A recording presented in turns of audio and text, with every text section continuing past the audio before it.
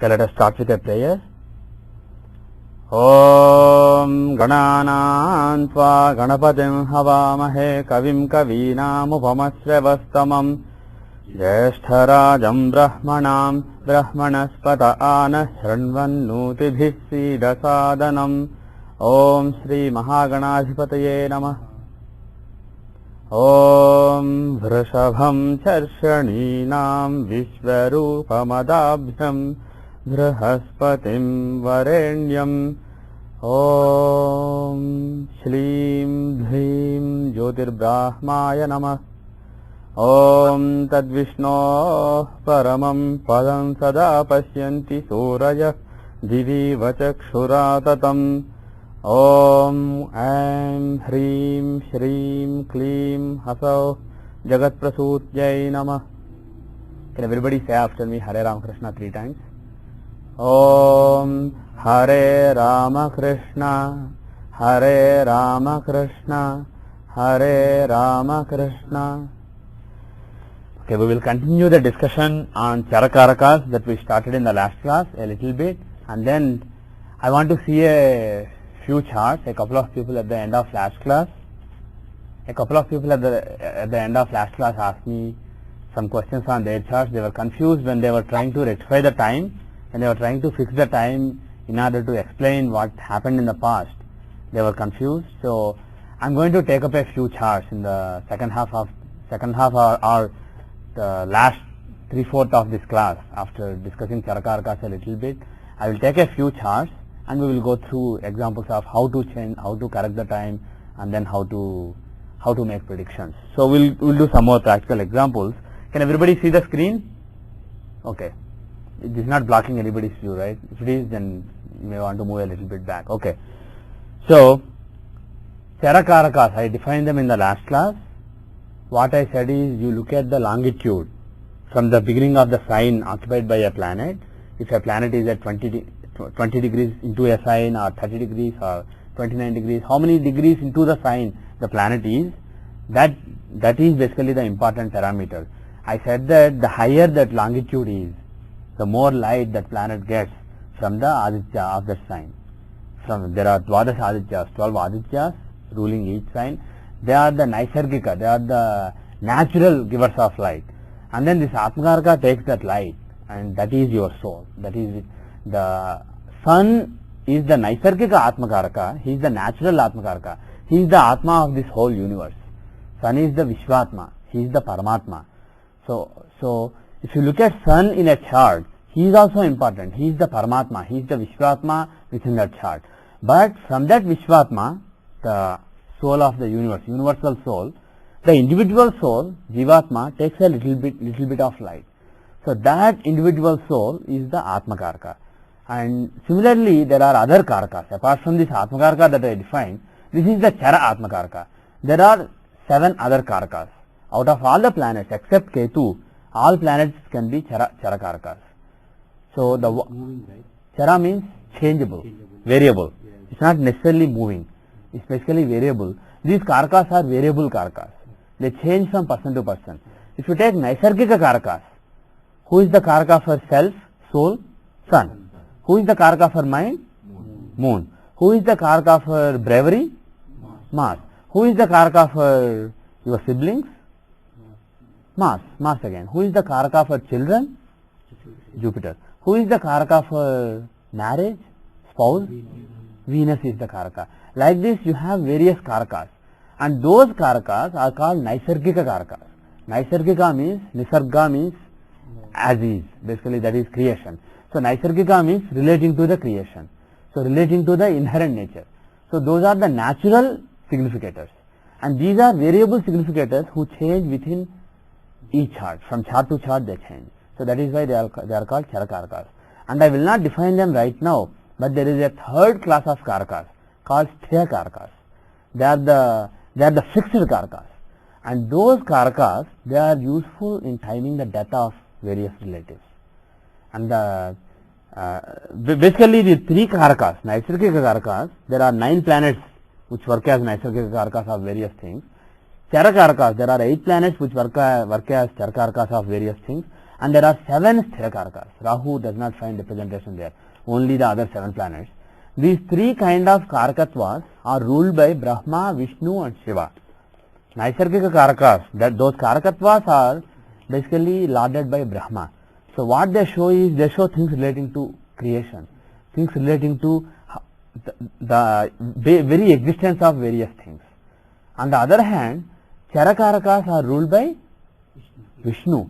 So what they show is, what does Vishnu show? Brahma shows how this world is created, what this world is, and Vishnu is the sustainer. He keeps the world going. So Charakarakas are basically, Chara Atmakaraka, like I said, is your individual Jivatma, not the Paramatma, Vishwatma of the whole universe, but the small part of him which is within you as Jivatma. So that is your Atmakaraka. So that Atma, that guides your very existence. You have a different existence, even though each individual being is a part of the same Paramatma. We are ideally part of the same Paramatma. If we realize that our existence is not a separate existence, if we realize that we are part and parcel of the same Paramatma, if we realize the true nature of our soul, we will basically get moksha. But because we do not have that moksha, and because we are consistently making effort towards that moksha, this whole process of making effort towards moksha is shown by the Jivatma. Jivatma has an identity crisis. It does not realize where it is getting the light from. The Jivatma is getting light from the Adityas, but it does not recognize it. It thinks that that light is its own. So that is where the identity crisis of the Atma is coming. So as long as that identity crisis is there and the Atma does not merge back with the Paramatma, it has to engage in certain activities. It has to sustain itself. So all that sustenance of the Atma, and of course everything around the Atma, the Mana, the mind and the body. So all those things from the point of view of Atma, how things are going on, that will be shown by the Atmakaraka. So if you take Moon as Lagna in the Rashi chart, for example, that will show what is happening physically from the point of view of the mind. And if you take Atmakaraka as the reference point when you look at a chart, whether Rashi chart or Navamsa chart, that will show how things are going on, either at the physical level or at the dharmic level, at any level of your existence, how things are going from the vantage point of your Atma, how your soul perceives what is happening in its life, what is happening to it. So that you see from the Atmakaraka. So the bottom line is, these various Charakarakas, they are lorded by Vishnu. So they show various things relating to your sustenance and your progress towards moksha. So that is shown by the Charakarakas. And then, so in other words, if you say brothers, if you say siblings, you have some siblings because of birth, because you were born to the same mother or same father. You have certain people who you recognize as your siblings. So those siblings and what happens in their lives, that is shown by the Naisargika Karaka, the Naisargika Bhratrakaraka, the natural significator of siblings, Mars. You have to take Mars as the significator when you judge what happens to your physical brothers, because that relation is because of Brahma's creation. On the other hand, as your Atma makes progress towards moksha, as your Atma is sustaining itself in this world as an individual existence, your Atma may come in contact with many other Atmas. They may go along with you. There may be other Atmas which are engaged in the same pursuit as your Atma. So they may be like your brothers. Or there may be an Atma, there may be a soul which is showing motherly affection to you. There may be a soul that is acting as your mother, even though it's not your physical mother. That Atma may be kind to you, and that Atma may be giving you love, affection, etc., like a mother would do. So, in the Charakarakas, there may be a Matrikaraka that may not show your real mother. It can show your real mother also, but it can show other souls which are like mother. Because when you are talking at the level of soul, all these relationships like mother, father, all these are not really meaningful. Similarly, there may be a guru, not guru, but there may be an elderly person who is guiding you like a father would guide somebody. So there is a karaka called Pitrakaraka. That karaka can show authorities or elders who are guiding you. And similarly there is a karaka called Putrakaraka. Putra means, ideally it means children, but Putrakaraka does not just show your physical children, because there may be subordinates who are taking your orders at your job or at a spiritual mission that you have. There may be people who are following you. So basically you have various souls that are following the path of your soul, taking guidance from your soul. So those souls will be seen by Putrakaraka. So when you come to Charakarakas, you are basically in the domain of Atmas, domain of souls, not just physical bodies that were created by Brahma, but you are at the level of souls. And so this is basically soul's journey. Various Charakarakas are various souls that take part in the journey of your own soul. So that is basically Charakarakas. And that concept is ruled by Vishnu, because Vishnu guides the journey of a particular soul. He is the sustainer. On the other hand, Shiva, he makes everything sthira. Everything that is moving, he makes it sthira. When I say he makes it sthira, your mind may be vacillating and he may make your mind sthira. Your soul may be confused. He may make your soul sthira by making it part of the Paramatma. He can also give you moksha. So Shiva is slightly a misunderstood God. When you say that Shiva makes everything fixed, some people, and also you say that Brahma is creator, Vishnu is sustainer, Shiva is destroyer, people have the image of Shiva basically destroying everything, who ruins buildings. Basically people think of Shiva in terms of ruiner. But it is not. Destruction is not just ruining. Finally an Atma gets moksha only when his identity crisis is destroyed, only when his ego is destroyed, only when his various qualities which are making it separate from the Paramatma. Once the Jivatma separated from the Paramatma, from this huge pool of the universal soul, when it is separated, at that moment it has its own identity, it has its own qualities. Narayana or Parameshwara or Samashiva has no qualities. The universal Atma has no qualities, good or bad. It's absolutely qualityless. But the individual Atma has various qualities. Maybe compassion, maybe attachment, maybe illusion. There are various qualities. So all those qualities have to be destroyed for an Atma to get moksha. Similarly, at the level of body, a body has to be destroyed for a soul to move on to a new body. When soul had enough experiences in a particular body, that body has to be destroyed. So Shiva takes care of that also. He destroys the body. He destroys the mind. When the mind is separated from the body and the body decays, at one point of time he separates the soul from the mind also. Then mind becomes powerless. That also decays, just like the body decays. And it can come later. It doesn't have to be just when the body decays. Mind can decay much later.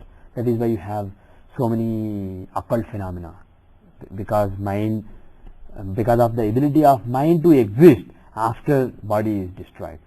So, but Shiva is the one who destroys mind also. And then eventually, when a great sadhaka is ready for moksha, it is Shiva who destroys various qualities of the soul, so that soul becomes sthira. Soul becomes part of the Paramatma. So, don't think of, when I say destroyer, don't think of Shiva just in physical terms. There are various levels at which he does the destruction, and that destruction is very essential for getting moksha. So he is also the greatest guru. When you talk about the Paramaguru of the universe, we talk only about Shiva, not about Vishnu or Krishna or Rama or somebody else. We talk about Shiva as being the highest form of guru in this universe, because he also destroys your ignorance. He also destroys various attachments that you have, that I have, that everybody has. So anyway, coming back to the Karakas, Shiva is the Sthira Karaka. He rules the Sthira Karakas. So he shows, Sthira Karakas show destruction. So when you want to time when a particular soul leaves you, or when a particular body leaves you, when a particular relative dies, passes away, or a particular soul which is taking part in the journey of your soul suddenly leaves you, If you want to see all these things, whether at the body level or at the soul level, anything that has to do with destruction is timed using sthira karakas and not chara karakas. So these are the three levels of karakas, and we will not do sthira karakas for a long time to come. Naisargika karakas and chara karakas are the most important karakas. And chara karaka is really important because, like I said earlier, this atma karaka, AK, shown as AK in this window, the longitude window of the key info tab, that particular karaka, he is very important. He is like the king. In Parasara's words, chara karaka is the king. He is the king of your whole existence. Your body, your mind, they all have a role to play. Even your intelligence has a role to play. But the ultimate king is your Atma. As long as the king is not happy, you are not happy. You may be very intelligent. Still, you may be very intelligent, very blessed. Things may be happening, good things, supposedly good things may be happening in your life.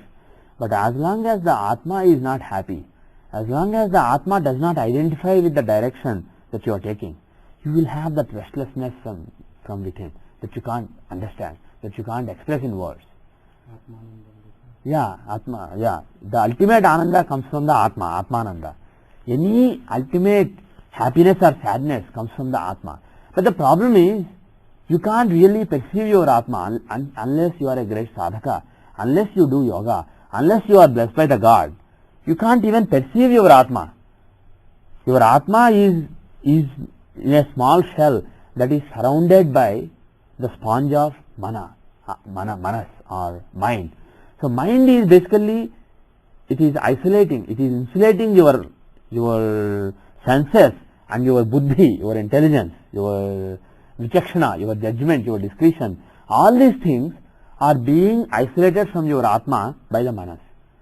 So whatever your manas thinks, whatever experiences your manas has, you think that is you. You identify with what your manas thinks about you as the real you. But the real you is within you. And sometimes when the real you is really perturbed, you do feel it to a small extent. But still, the bottom line is, the real you, which is the soul, is really hidden from your senses, hidden from your experiences. And with practice of control over your manas, by doing sadhana, spiritual sadhana, you can get practice of control over your manas, your thoughts, thought processes, the streams of thought that go on in your mind. And as the mind becomes calm, as the sponge of mind that surrounds your soul becomes very soft, becomes very transparent, then you can start to experience the soul within you. Then you will feel that there is a soul within you. Then you will feel the God within you, which is your soul. So that comes with sadhana. But irrespective of sadhana or not, if the Atma is really unhappy, you will feel it to some extent. You will feel that restlessness that you cannot experience, that you cannot express. You can experience, but you cannot express. Okay. Let us take some chart. Let's say George Bush, because it's in the history. Who is his Atmakaraka? Venus. So, pardon me? George Bush Senior. This is Junior. Actually, his name doesn't include Junior. It's just George W. Bush. So, the data, for those who are listening to the audio, the data is, this is not really rectified data. This was, pseudo rectified. I tried to rectify it some time back, but I am not fully satisfied. I have to rectify it again. July 6, 1946. And the time I have right now is 7:35, but it could be wrong. The actual time reported is 7:25. 7:35, the time zone is 4 hours west of GMT, and the location I think is New Haven, Connecticut. But anyway, longitude and latitude are 72 west 55, 41 north 18. So now, first you should see who is the Atmakaraka. And actually, for the sake of completeness, I will complete the other Karakas. The one who is most advanced is Atmakaraka. The one who is next to him in advancement is Amatya Karaka. So what does Amatya mean? It means a minister. So that is, Amatya Karaka is basically the souls that are counseling you, the souls that are offering advice to you. Who is a minister? He offers advice to you. So Atmakaraka is your own soul, and Amatya Karaka is various souls that are interacting with you, that are guiding you, not guiding, but that are advising you. And then the next one in advancement is Bhratrikaraka. Bhratrikaraka means brother. Bhratra means literally brother. And when you say brother, this is not, like I said, this is not your physical brother, your physical siblings who are born to the same mother and father. These are basically who is a brother, who is a sister. They basically lead their life along with you. There is a link between, pardon me? Like brothers. Yeah, it's like brother. So you may have a God brother. You may have your spiritual guru, or other people who are with the same spiritual guru, who are doing their sadhana along with you. Those are all your brothers. And actually, zsymiT even teaches looking at your guru from Bhratrikaraka. So guru is not like an authority. Your guru, your students, your co-pursuers of the spiritual path, they are all basically your brothers. So Bhratrikaraka shows those people who are pursuing the same spiritual growth along with you, who take part in your spiritual growth, who are like brothers in your spiritual pursuit. And then the fourth one is, the next one in advancement is Matrikaraka. Matrikaraka is shown as MK in this software, and that is Matrikaraka means significator of mother. So this is the variable significator of mother. So these are motherly souls that nourish you. And then the next one is, who is the next one? Pitru or Putra? After Matra comes Pitrikaraka. Pitrikaraka is, Pitra means father. So that is fatherly souls.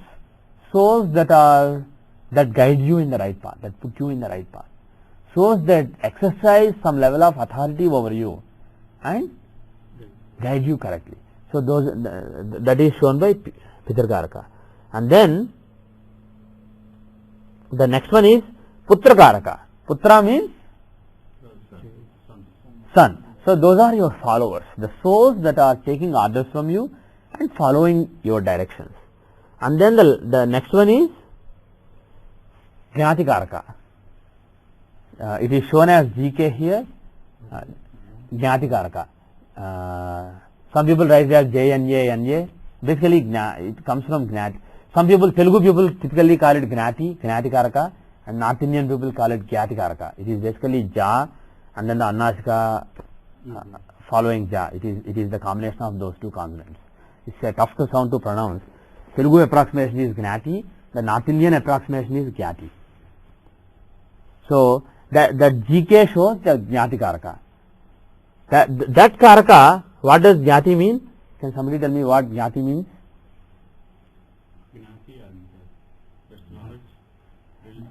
That is Jnana. If you say Jnana, that is knowledge. Jnati is basically that means your rivals.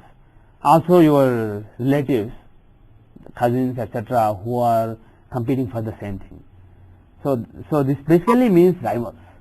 So these Karakas, this Karaka shows souls, GK shows souls that are basically competing with you. They are your rivals in the spiritual pursuit. Not just spiritual pursuit, because Charakarakas are not just about spiritual pursuit. This is basically your Atma. Some Atma may not be interested in moksha, it may not be ready for moksha. A particular Atma, it may just want you to be the king of the world. So in that case, if you are not the king of the world, that Atma is really troubled. So when I say the unhappiness of the Atma within you, it's not always about only moksha. It can also be because of some material desires. Atma can also have material desires, and some Atmas do. One particular Atma may want somebody to be a great killer, a serial killer. It may want somebody to kill 100 people. And then when he does it, he may feel a lot of satisfaction. But what that means is, that particular Atma is a long way to moksha. It has a long way to travel before it gets moksha.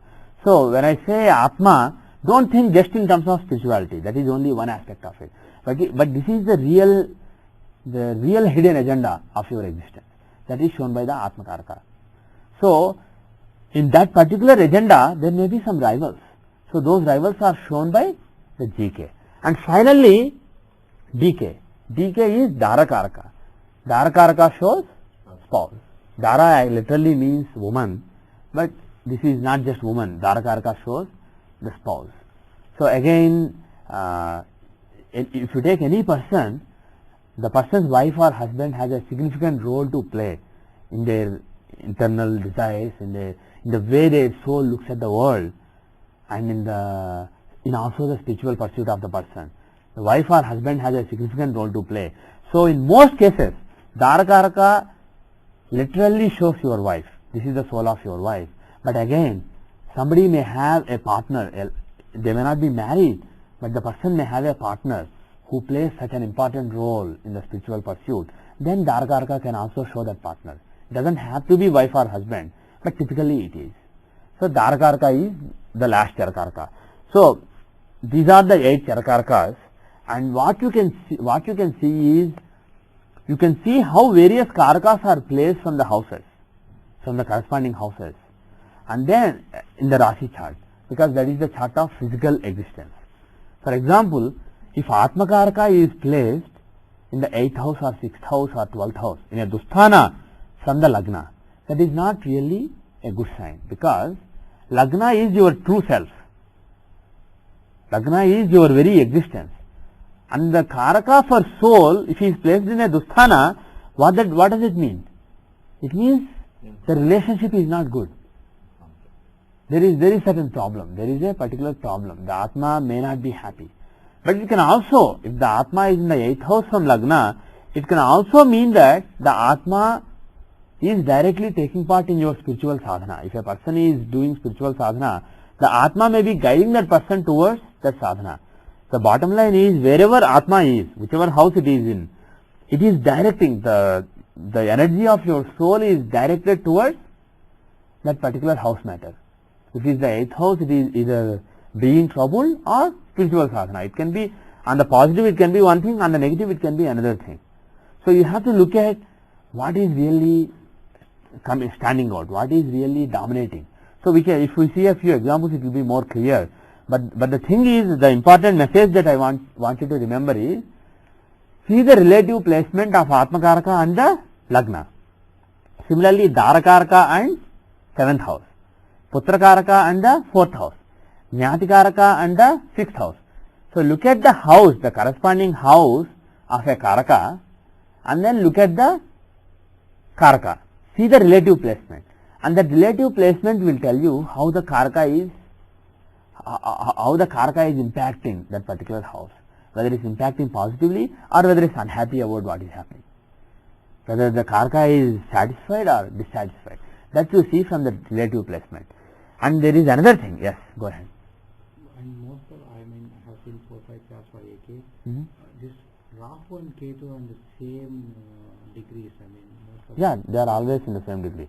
But Rahu will become the Karaka, Ketu will never become the Karaka. There is no significance of Ketu in that case. No. It is given, it is a given thing, so there is no significance in that. So they won't take place and replace or something? No, they won't replace. Ketu never takes part in the Karaka scheme.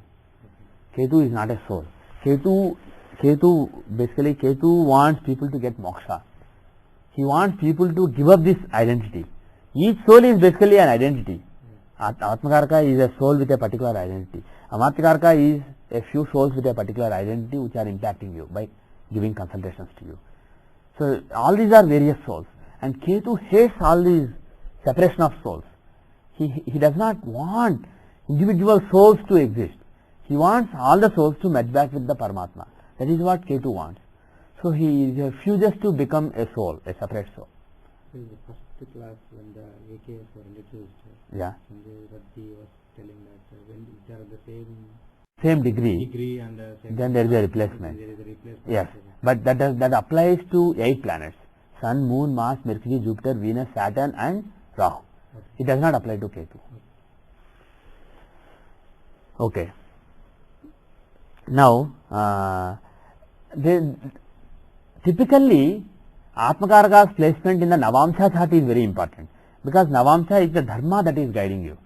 And if you see what Atma thinks as its dharma, what is the dharma of Atma, that will give you a big clue about what your Atma wants.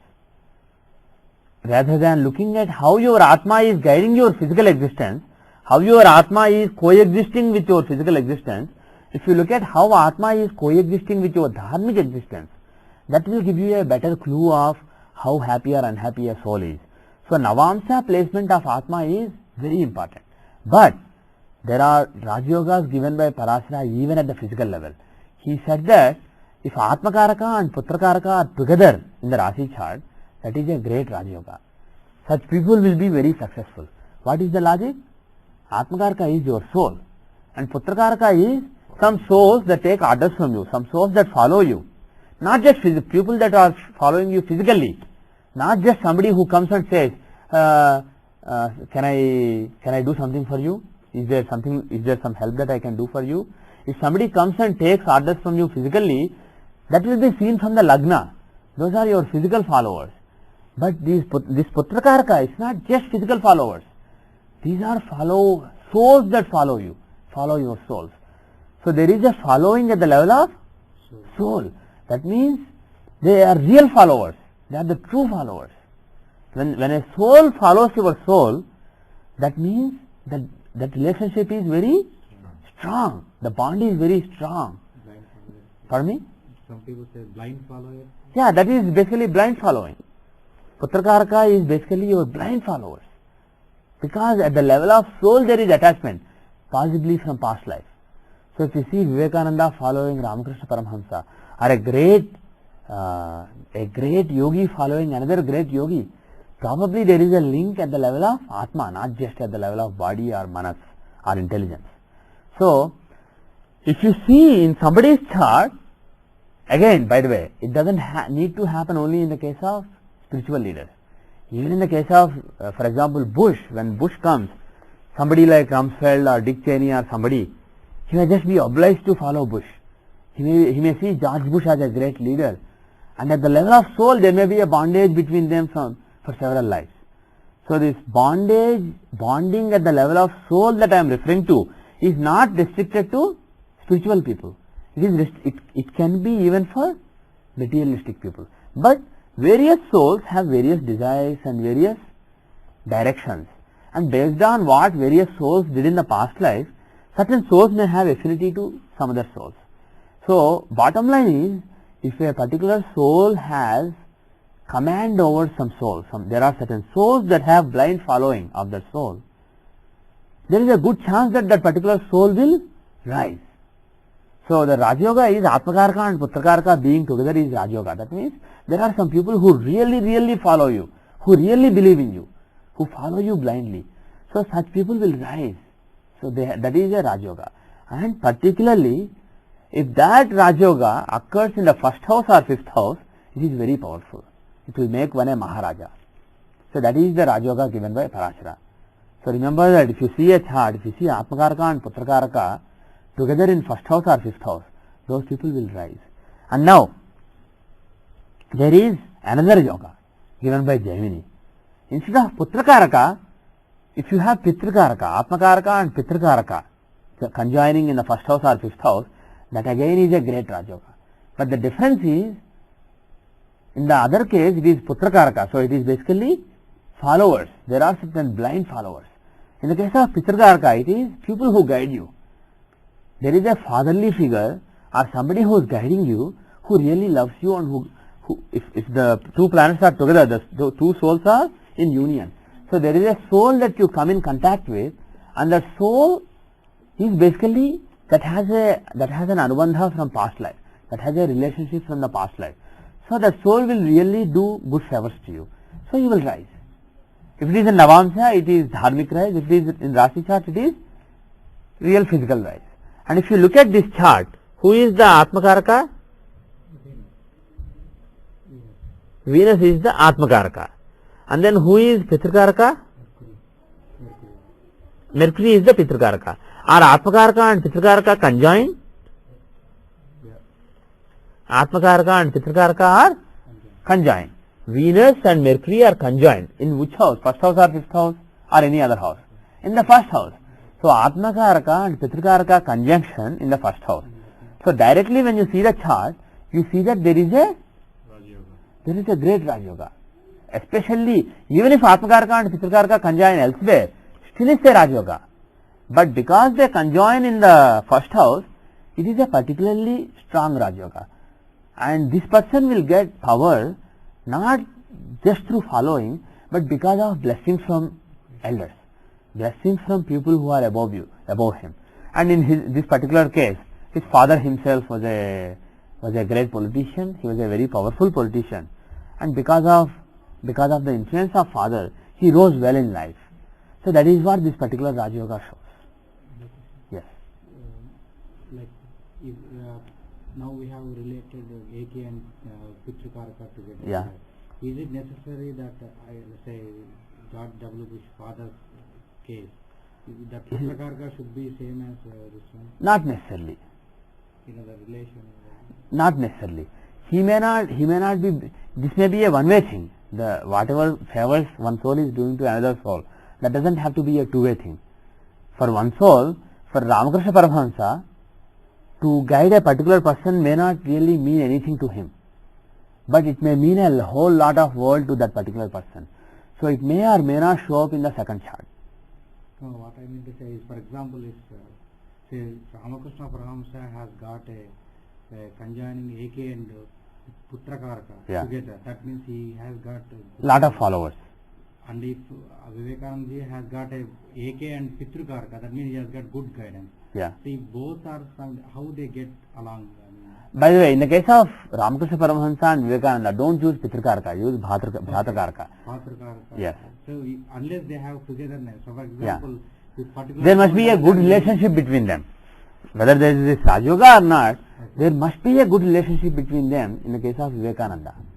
And there must be a good relationship between them in the case of Ramakrishna Paramahamsa. That is true. But when you talk about Pitrikaraka and Atmakaraka, what this shows is rise because of favors from some elders. So that is what you see in the George Bush Jr.'s case. In the case of George Bush Sr. chart, you may not really see rise because of some followers. He did not rise because of George W. Bush. George W. Bush rose because of George Bush Sr. He rose because of something else. So Atmakaraka and Putrakaraka Raj Yoga in George Senior Bush's case, that would have shown rising through support, great following. See, for example, if you take Vajpayee, the Indian politician Vajpayee, again this data is controversial. His birth year changed a couple of times. In the parliament side, once they had 1926, they changed it back to 1924. The official year is 1924, but I use 1926 because this is what Sanjayji uses, and this is what he said is accurate based on the information that he had. But there is basically, in India, it is not really uncommon for the birth year to change, especially in old days, to put somebody in school very early or to put late. People just change the time, change the year. So in any case, the data is December 25, 1926, 5:10 a.m. IST, 78 East 10, 26 North 13. So if you see Vajpayee ji, you will see that where is Atmakaraka? Who is Atmakaraka? Mercury is Atmakaraka. So what is the inherent nature of his soul? Very flexible. Yeah. Very flexible. Communication, okay, but that is more than communication. Mercury's quality is flexible. On the positive side, flexible, and on the negative side, indecisive. Mercury can make somebody indecisive. Like Mercury, just if you put some Mercury on the ground, it just shifts away in all directions. Similarly, Mercury is very flexible, and if he is with Saturn, he will behave like Saturn. He will behave like a bad boy. If he is with Jupiter, he will be a good boy. So he is like a boy who is neither good nor bad, who will be good boy or bad boy based on who he is with. He is like a child who can adapt based on the company. So Mercury being Atmakaraka shows that his inherent, the true core nature of Vajpayee is very flexible and yet indecisive. And now, if you look at who Mercury is with, who is with Mercury? Saturn. What Karaka is he? Saturn is Putrakaraka. So Atmakaraka and Putrakaraka conjoining, that too in Lagna again, not in some other house. Even if Atmakaraka and Putrakaraka conjoin in the 4th house or 6th house or 8th house or some house, still there will be some following and because of it some gains, some rise. But here, because it happens in Lagna, there is a Maharaj Yoga. So this person will become very powerful, but he will become very powerful because of following, because of followers, not because of some godfather, some elderly person who takes special interest in him, who really blesses him or who gives him lot of authority, who uses his influence to make this person rise. That is not the case in Vajpayee's chart. It is because of the following that he commands. So that is what you see from this Raj Yoga. On the other hand, if you see George Bush Jr., you see Atmakaraka and Pitrakaraka conjoining. So in his case, in the case of George W. Bush, there is a difference between Vajpayee. Vajpayee was democratically elected. Even George Bush was democratically elected, but he owes his career mainly to his father. That is what the chart suggests. On the other hand, Vajpayee owes his career to lot of followers that he has. That is the difference between Putrakaraka and Pitrakaraka. Now, because you raised George Bush Senior, I think I have the chart. I am just curious to see his chart. Yeah, I have the chart. So this is George Bush Senior's chart. June 12, 1924, 11:40 a.m. The time zone is 4 hours west of GMT. The longitude is 71 west 5. The latitude is 42 north 15. Okay, now let us take a look at the chart. Who is the Atmakaraka? Sun is the Atmakaraka. So what are the main drawbacks of the soul? What is the main quality of the soul? Ego. He is very arrogant and egoistic. He has that ego. That is his main problem. And who is Sun with? Sun is with Mercury. So Atmakaraka is indeed with Putrakaraka. So what does it mean? He has a great yoga, but it's not really Maharaj Yoga because it's not in Lagna or 5th house. But still it is in the 10th house. It is in the house of karma. So through his karma, as he engages in his karma, as he does his thing in the society, he encounters lot of following. He has lot of following, and that following makes him a king. So he also has Raj Yoga, but is it because of a godfather who is protecting him? Is it because of his father or his grandfather or some kind of godfather? Where is Pitrakaraka? Pitrakaraka is Jupiter. So is there a good relationship between Atmakaraka and Pitrakaraka? Yes. They are in mutual quadrants. If two souls are in mutual quadrants, they promote each other. So he does have some souls which are protective of him, which guide him, which benefit him. So there are, again, when we look at the dashas, things will become clearer. But just looking at the chart, you can see that this is not somebody who rises by opposing the authority. This is somebody who rises because of favors from the authority. So people who are above him, they like him and they promote him. So that is what you see from the mutual placement of Pitrakaraka and Atmakaraka. So, but more than the quadrant, mutual quadrant placement, being together is the really great placement in the case of Atmas. Those two souls have a union. They are together. They are really together. So he does get lot of following, and because of that he rises. But he also has support from the elders, support from the authorities. So he became the vice president first, and then he became a president. He did not suddenly rise, like for example Bill Clinton. He was vice president with Reagan, and then he became a president. So he did rise because of some level of blessings from adults, from elders. But he also has following of his own. Now let us look at the Dharakaraka. Let us see, actually before doing that, let us see if there is any Karaka who is badly placed from the Atmakaraka. If a particular Karaka is badly placed from Atmakaraka, that particular Karakatva suffers, because what that Karaka wants and what your soul wants are opposite. So at the physical level, first let's look at the physical level. Who are the Karakas who are in 6th or 8th or 12th from the Atmakaraka? Saturn. Saturn, Venus is not that bad. Second house. Because Venus is in the second house, it's not that bad. But Saturn is in the sixth house, the house of enmity of Atma Karaka. What Karakatva does Saturn own? Jnati Karaka. So what does it mean? Natural enemy. Yeah, rivals basically. Other rivaling souls, souls who are rivaling him, because those souls are always opposing him. So such a person would have constant opposition in life. If the GK is in the sixth from Atmakaraka, at the physical level you have constant rivalry.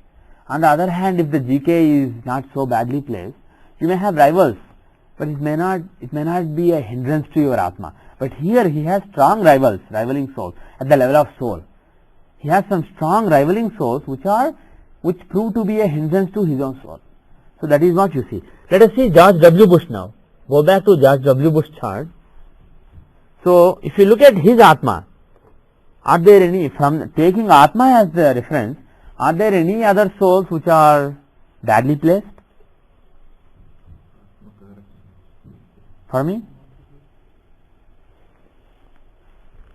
Taking Venus as Lagna, are there any Karakas which are badly placed? Yes. Sun in the 12th is not so good, so well placed, because 6, 8 and 12 are not good placements. So that 12th is basically the house of giving up. So if a particular Karaka is in the 12th from Atma Karaka, the soul basically gives up that particular Karakatva. That means it is not interested. This is basically ignoring that particular person. So there are some motherly souls around him which are ignored by him. So that is what it shows. But does his soul encounter lot of opposition, lot of fight, etc.? Not really. All other Karakas are reasonably well placed from the Atma Karaka. So at the physical level, whatever his internal self, his internal true self, his soul wants, there isn't much opposition from the other souls at the physical level. So that means he can be a king, he can be very powerful, he can rise. So that is what the Rashi placement of Atmakaraka shows. Now go to the Navamsa placement of Atmakaraka. Who is Atmakaraka? I forgot. Venus.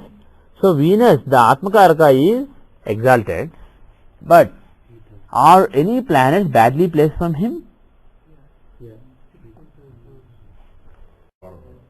Sixth house. There are how many planets? 5 planets. There are so many Karakas who are in the sixth house. So at the dharmic level, not at the physical level, but at the dharmic level, at the level of dharma, whatever his soul perceives as its dharma, there are so many souls which are against the dharma decided by his own soul. So at the level of when he goes to fulfill his dharma, he is basically given lot of opposition. So physically he may rise, he may become a great president, but when he wants to follow his dharma, there are so many souls around him which don't believe in that dharma, which tell him no, that is not the right dharma. So that is what the Navamsa placement of the Atmakaraka shows. So you should look at both Rashi and Navamsa placement of the Karaka. And now finally look at who is in the 12th from Atmakaraka. Not in the Rashi chart, but in the Navamsa. Because I said the 12th from Navamsa, Atmakaraka and Navamsa shows moksha. That is basically Atma finally giving up his identity. So I said that particular house is crucial for getting moksha.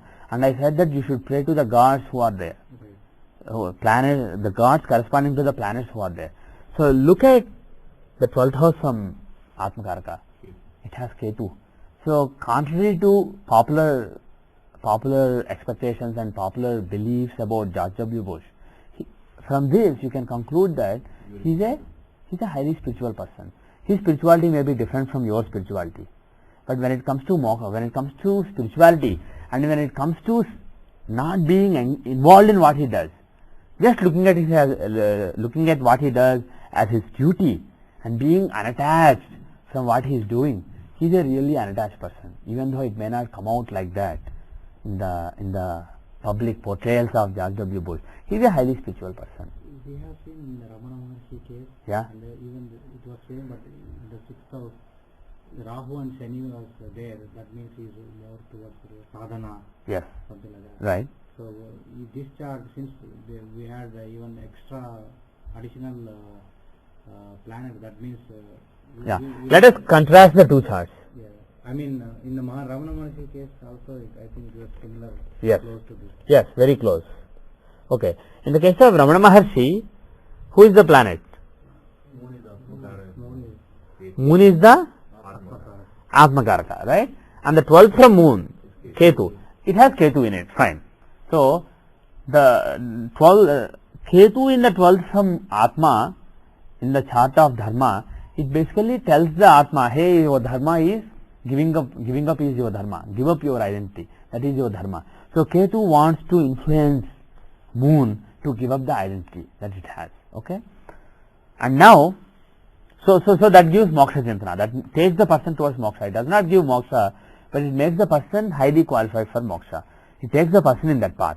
Now, you have to look at, based on what Parashara taught, you have to look at the other planets who are with Ketu to see which god gives moksha, or what is the real path the person is taking towards moksha, towards giving up identity of the soul.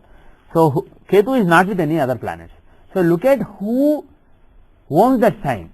Who owns this sign? Venus. Now, see where Venus is. The second house, but see from Lagna now. From Atma, Venus is the 12th lord. So, he is in charge of making the Atma give up its identity. Ketu is there, so he promotes that particular concept of giving up the identity. But the guy who is in charge of that is Venus, because he owns that house. So, Venus is in charge of making this soul give up its identity. So, what kind of activity is Venus participating in? What kind of dharmic activity? He is in the 12th house from Lagna also. There is very strong indication, because the guy who is in charge of putting him on the moksha marga, putting the soul on moksha marga, he is engaging in moksha related activities even at the level of his dharmic existence, at the level of Lagna.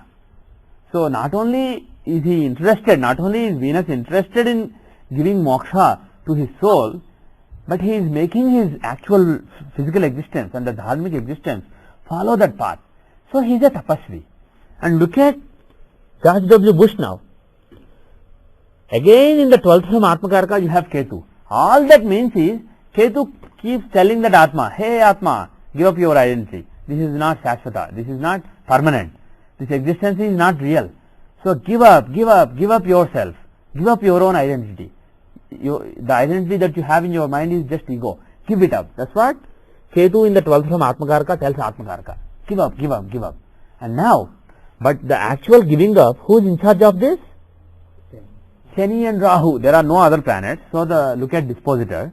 The guys who own, the planets who own this sign are Shani and Rahu. Where are they? They are in the 10th house from Lagna. So they're opposed. So, they are not really showing activities. Their agenda is moksha, because they own the 12th house from Atmakaraka. They have moksha as their agenda, but they are caught in karma, because 10th house is the house of karma, work. So, the planets who want to give him moksha, they think he has a certain duty, because they are in the 10th from Lagna. They make him do certain dharmic. The 10th house in Navamsa is the karma that you do relating to your dharma. How you follow your dharma. You have certain concept, this is my dharma, this is what I should do.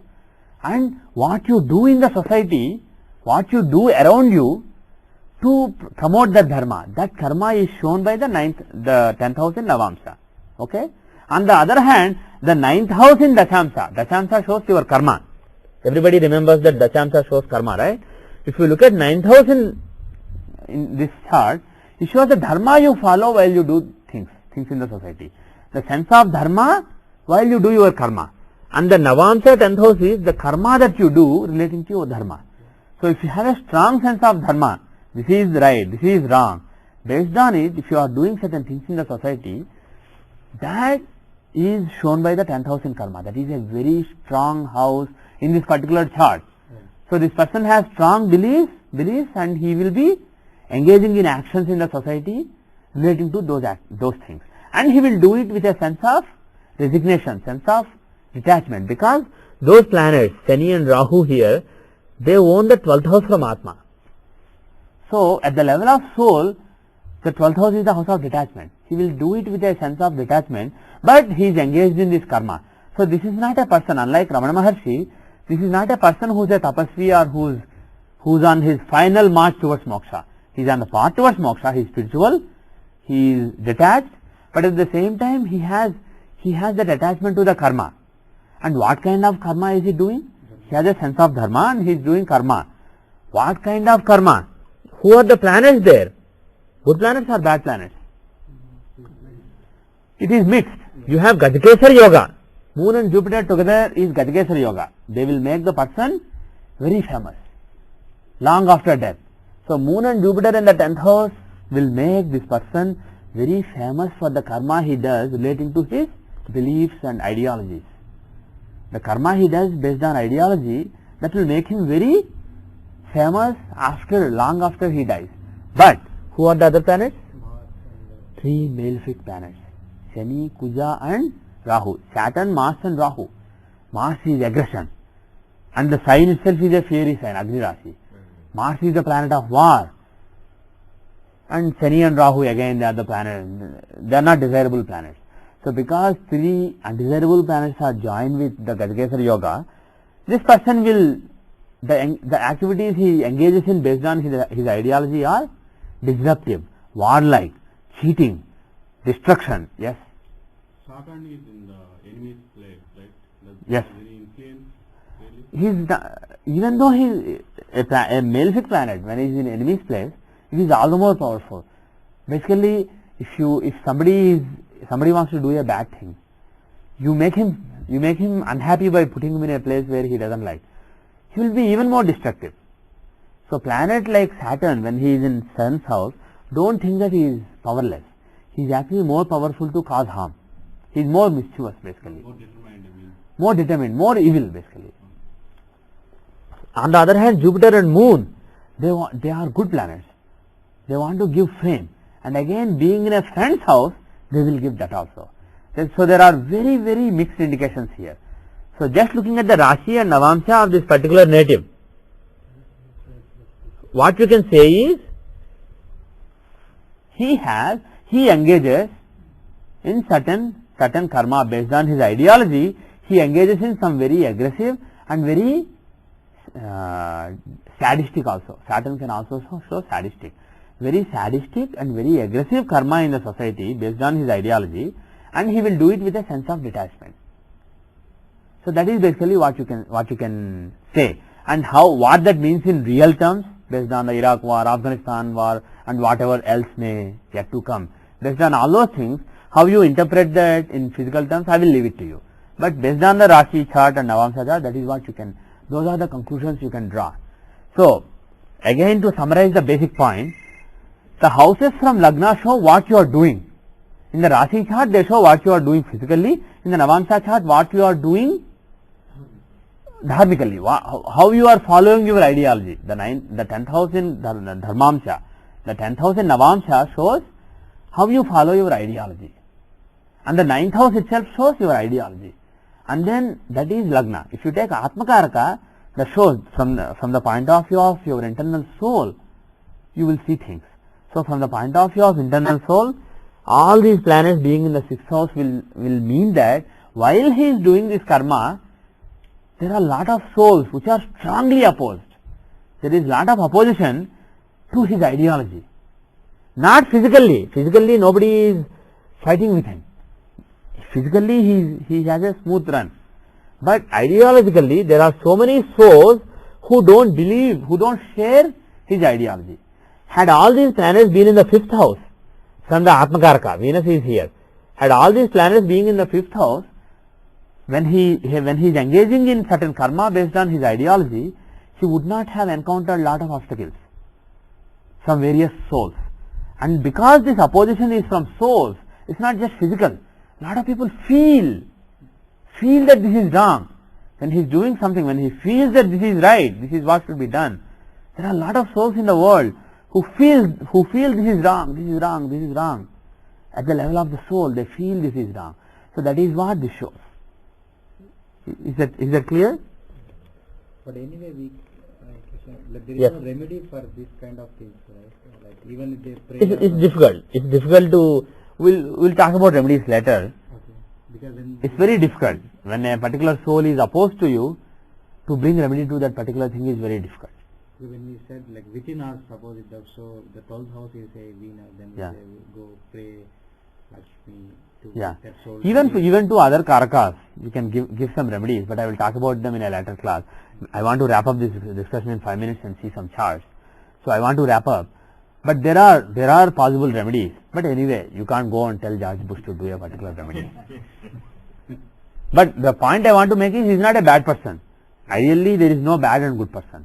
He is a particular soul who is engaging in certain activities because it is that soul's destiny. And there are other souls who are opposing that soul, the ideology of their soul, because it's their destiny. It's all so many souls and so many minds and so many bodies intertwined in this wheel of destiny. So we can't really change a lot, but we can try to guide in the right direction so that certain changes that are destined to happen will happen more smoothly, with less pain. That is all you can do as an astrologer. You can't really change. We are not creators. We can't change the destinies, but we can quicken certain things, and we can also make a person recognize certain things as unchangeable and try to live with it rather than be unhappy always. So you can shape the attitude a little bit, and you can make certain things faster, certain changes in life faster as an astrologer. Now I am curious to see Vivekananda's chart. So let us see Swami Vivekananda's chart. So now, where is Atmakarka? Atmakarka sun is in Lagna, right? Now, where is Pitrakarka? Pitrakarka is Rahu. Is Rahu well placed at the level of physical, at the physical level? Is Rahu well placed from Atmakarka? No. So when it comes to either father or fatherly figures, fatherly souls which are guiding him, which are disciplining him, will they be shunned by him? Yes. Probably based on this chart, at the level of the physical existence, there will not be many people who discipline him, who are fatherly figures to him. And also he lost his father at a very young age when he was about to marry, like Sanjay ji said in the last class. So when a particular karaka is badly placed from Atmakarka, you can also see that because Pitrakarka is not just fatherly figures, it can also show father. Though it's not limited to father, father is part of it. So if the Pitrakarka is badly placed from Atmakarka, there are several possibilities. Not having a good relationship with father, shunning father, or also losing father very early. So there are various possibilities. Here the latter happened. And which one happens, you can see it based on the dashas and also using Sthirakarkas. But here that is what happened. And then, who are the karakas who are well placed from the Atmakarka? For me? Yeah. Who are in quadrants? Trine is also good placement, but at the level of soul, we are more interested in quadrants because quadrants sustain. So which are the other souls which are supporting the sustenance activities of this soul? Moon and Saturn. They are in quadrants from Sun. Moon is Amatya Karaka and Saturn is Bharatra Karaka. So moon being Amatya Karaka means he has a lot of nice advisors, advisors and counselors and minister like people who are giving him good guidance, not guidance but good advice.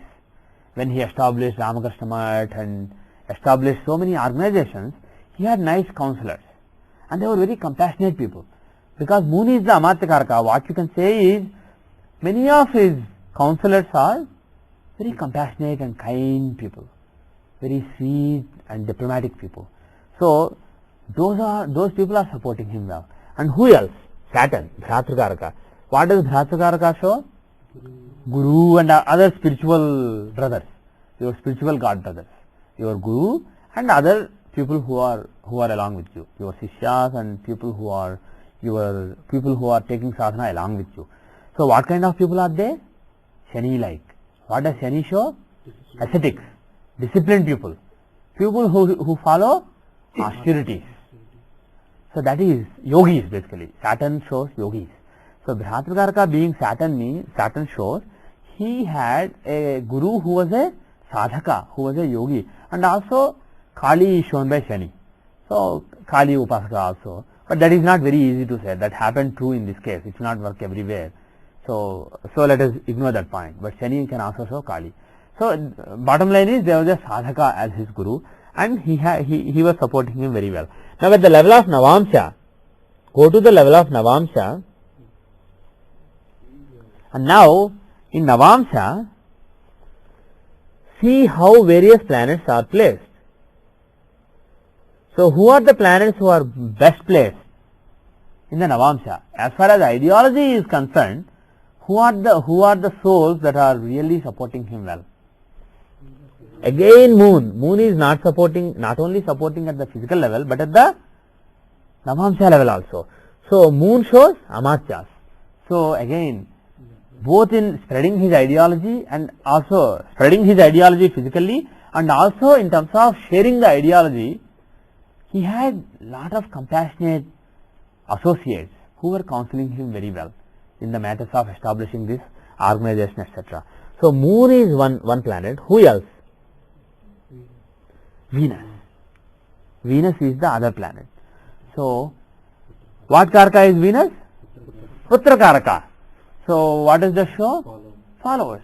So his associates and his counselors as well as his followers, they were basically supporting him, not together because they are not with sun, but they were supportive of his activities, the activities of his soul as far as ideology is concerned. The ideology of his soul was supported by the ideology of his soul, which is this Rashi, was supported by the ideology of his followers and the ideology of his associates, his counselors. On the other hand, if Moon was in a Kendra here, but suppose Moon was in the 8th house, what that would have meant is he would have been supported physically by able counselors, but they probably would not share his ideology. At the level of soul, physically they may say, wow, this is great. If I say, for example, Jyothishya is a great Vedanga, it has to be taught in a particular way, let us establish a nice organization, let us teach Jyotish. There may be people around me who will say, nice, that's a good idea, let's do it. But internally, from the ideological sense point of view, they may not share my ideology, but they may be supporting me physically. So if that is the case, you will see the corresponding Karaka, Amatya Karaka or Putra Karaka, if we are taking followers. We will see that those Karakas are badly placed, well placed in the Rashi chart, because physically they are promoting me, they are supporting my activities, but in the Navamsha, if they are badly placed, they will not share the same ideology. And here he has nice counselors who share his ideology. So try to look at some more charts and try to grasp this concept. First look at charts of famous people and then look at your own chart. But what you have to remember is Atmakaraka is your soul. In the Rashi chart, it is your soul in his journey at the level of physical existence. How the journey of your soul impacts you physically. That is Rashi chart. And various Karakas placed in the Kendras, trines or bad places from Atmakaraka shows various souls that are either proving to be hindrance or proving to be a great support or proving to be a great blessing in your soul's pursuit of his path. So that is at the Rashi level, that is physically. At the level of Navamsha, Atmakaraka's Navamsha placement is the ideology of your soul, the dharma of your soul. And other Karakas who are in good relationship with the Atmakaraka, they are basically souls that share your dharma. Souls whose dharma promotes and supports your own dharma. So look at the Navamsha, look at the Rashi, look at various Karakas, you will get a very good picture. Sometimes this supersedes everything else. At the level of Rashi, everything may look good. So somebody may be a great IAS officer, but he may be feeling so unhappy, so discontented, so disconnected within his own life. And if he comes to you for advice, if you see that Atmakaraka is badly placed and a bad dasha is running from the point of view of Atmakaraka, then you can directly see why that is happening. And then you simply guide the person, tell the person to pray to Ishtadevata, it will improve the person's life significantly. So with that I will conclude the first part and I will take your question in the second part. Yes, go ahead. The sixth house is now in this Navamsha is Saturn and Mars. Yes. So your question is the Bhratakaraka. It should have been bad in Bhratakaraka is in the sixth house of enmity. enmity. Right. So in that case, you shouldn't have got a good guru or in dharmic level. Yeah. So, No. He's talking from the Atmakaraka. He is looking at the relationship between Atma versus Atmakaraka and Saturn, sixth house. yeah, sixth house. So does anybody want to take a crack at it?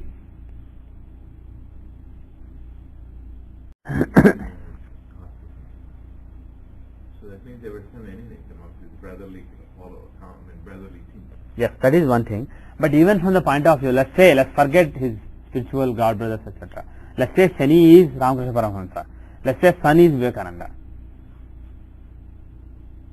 they have a different ideology. For me? At a dharmic level, Yeah. he was telling Vivekananda that some dharmas that he believed in were wrong. So he was actually opposing some of them. Okay, what is the sixth house? Right, very good, very good. You are thinking in the right direction. Excellent. So the sixth house is, what is sixth house? Overcoming obstacles. So Shani is placed in the Guru is placed in the house of overcoming obstacles from the Atmakaraka. So Guru, just because he is in the sixth house, don't think that there is a bad relationship. The ideology is not really same. That is one possibility. On the positive side, it is also possible that his Atma has lot of obstacles to overcome. Especially he has ego, he has ahankara. So that has to be overcome. So overcoming the enemies of Atma or overcoming the obstacles of Atma, if a particular Atma has lot of obstacles, you need a Guru who helps you overcome those obstacles. And also the natural relationship between the planets is important. If Sun and Saturn are in Kendras from each other, they are watching each other or they are together, it's not a desirable thing. Sun by nature is different from Shani. Shani is a disciplined, ascetic, yogi, sadhaka. Sun is an egoistic, full of light planet. So those two, when they are together, they don't get along well. So when I say Atmakaraka and other Karakas being placed well, the thumb rule I gave of being in quadrants and trines being good is only a thumb rule. It's not absolute. If the planets are Sun and Jupiter, then it is right. If the planets are Moon and Jupiter, then it is right. But if the planets are Sun and Rahu, is it good for them to be together? Or is it good for them to be actually badly placed? It's better to be badly placed. If the planets are Sun and Saturn, is it good for them to be well placed or badly placed? It is better for them to be badly placed. So because they are enemies, what that means is, again, that doesn't mean those two, Ramakrishna Paramahamsa and Vivekananda, are enemies. It means their souls come from two different paths, two totally different paths. His soul is from the path of enlightenment and arrogance because of that enlightenment, ego because of that enlightenment. And the other soul, Shani, Ramakrishna Paramahamsa, that soul is from the path of yoga, sadhana, discipline, austerity. So, for that soul to guide this soul, that soul to guide the spiritual path of this soul, this other soul has to overcome certain obstacles. So that is what this means. Do you understand? So it's actually a good placement. Yes. So I'll just finish one more thought. On the other hand, Mars, he is a friend of Sun. So Mars and Sun being together or being in quadrants or trines is good. So Mars being in the sixth house from Sun is bad. What Karaka is Mars? He is Jnati Karaka. So Jnati Karaka and Atma Karaka being in Shashastakas, that means at the level of ideology he has some determined enemies, very determined and fighting prone enemies who oppose the dharma that he chose, who think his dharma is wrong. Yes, somebody, okay, first your question. You had a question? No. Did I answer it? Okay, your question then. Yeah. Now suppose this same combination with unknown person. Yeah. We don't know the Yeah. background of the Yeah. person. So when you read that, how do you advise the combination we explained? So it can go either way. Yeah. So in this case we know it, so we can Actually we know, because the planet is Shani. Right. Had the planet been Jupiter, we know this is bad. This is somebody who would have problems with his guru. Because the planet is Shani, we said that sixth house is actually good. So when I say 6th house can be good or bad, what I mean is it's not random. Given who the planets are, you can say whether it is good or bad. See what I am saying? Bhratrakarka being in the 6th house from Atmakarka can be good or bad. If the two planets are Moon and Jupiter, it is bad. If the two planets are Sun and Rahu, it is good. And here it is good. Is that clear? Yeah, that's not. Okay. clear. So which part is not my clear? question is that suppose it's exactly the same combination in Yeah. other chart, Yeah. and it comes to you or to any Yeah. astrologer. Yeah. So we'll see it, and we'll see the chart, and we conclude exactly what we. So we conclude that he has certain ego that he has to overcome, and we conclude that a sadhaka, a yogi, a very disciplined and sannyasi like yogi, Shani like yogi, will help him overcome those obstacles. So he should seek a guru like that. So that is what you will advise him. And if he already has a guru like that, and if he is not sure whether to follow him, if he has doubts, tell him no, follow him. And if he doesn't have such a guru, tell him to pray to some god shown by Shani. Tell him to pray to, for example, Kurmavatar or Kali or Panduranga. Tell him to pray to some god. Tell him to pray to Vishnu. Then that person will find that guru. So that is what you should do. Okay? Yes. Yes, Kiran. This is with respect to my example. Based on today's class, I have two doubts. If you have doubts on your chart, we'll do it later. I wanted to do some other charts, so I'll do them and then I'll answer your doubts. Okay? Maybe in the next class, hopefully. Yes. So, 6th house is overcoming obstacles, right? Yes. So, he's overcoming obstacles with the support of his guru. Yeah. Does it happen when particular Saturn Dasha starts? Is that Yes, true? it happens when a particular dasha starts. Or is it Saturn or Mars Dasha? It will probably be Saturn dasha or could be even Sun dasha. And which dasha to use for that? We have to. It's not just Vimshottari dasha. Vimshottari dasha is how your mind perceives what is happening around you. That is simply Vimshottari dasha. That is not good enough for this. So there are other dashas based on the Atmakaraka. So when we do those dashas, we will see that. And if you have the software, it's very easy. You don't have to learn the calculations. You just have to know what is the right dasha for everything and see some examples so that you know how to judge it. So we'll do that in a letter. We'll do that later. But yes, it is tied to the dashas as well as transits where the planets are transiting at a given time. Okay. Now I want to stop it here. And before I forget, today is Paurnimasya, Paurnima, for the full moon day. And like I said earlier, every full moon day night, full moon night, we do Satyanarayan Vratam at my house. So if any of you want to attend the Vratam, you are most welcome. Welcome to come attend the Vratam and have dinner. Basically the prasad that we offer as Naivedyam to the God will be served as dinner. So you are most welcome to come. Just let me know so that we can plan based on how many people are coming. So just let me know if you are interested. We will be starting around 7 o'clock, between 7 and 7:15, just before the sunset, and then it will take around 2.5 hours, and then the dinner will be served. So if any of you are interested, you are most welcome. And I just got 3 printouts of the directions to my house because we don't have time to email because it's today evening. So if any of you are interested, just take a printout, and if we run out of them, you will have to somehow copy it or share it with other people. I'm leaving these here. At the end of the class, if you are interested in coming, let me know and take a printout. My house is in Grafton. It is 50 miles south of here. It is near the junction of 495 and 90. Okay, I just wanted to announce that because I may otherwise forget. Now, I want to other questions anybody may have. Did you have a question? No. Okay. Any other questions I will answer in the next class. I want to see at least a couple of charts of people who, at least one chart. Because we only have another 30 or 40 minutes. I want to see a chart and answer some questions. I'll take your chart. You said that you could not understand certain things in your life. So we'll try to make sense of certain things that he could not understand in his life. So can you give me the data? Yeah. It's August 21st. Happy birthday. In a couple of days. Happy birthday. 53. 1953. So the birth data is August 31, 1953. 4:05 a.m. or p.m.? 4:05 a.m. Where? The place is called Visakhapatnam. It may be Visakhapatnam here. I can give you full name. That's, oh boy, I said rest of the world. I should have selected India. Because it's set in all the countries now. So Because you I have said, it, yeah, I have it here, Visakhapatnam.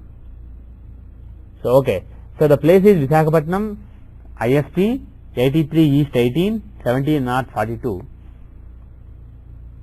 So this is the chart. Let me just save the chart. Oops, did I say open?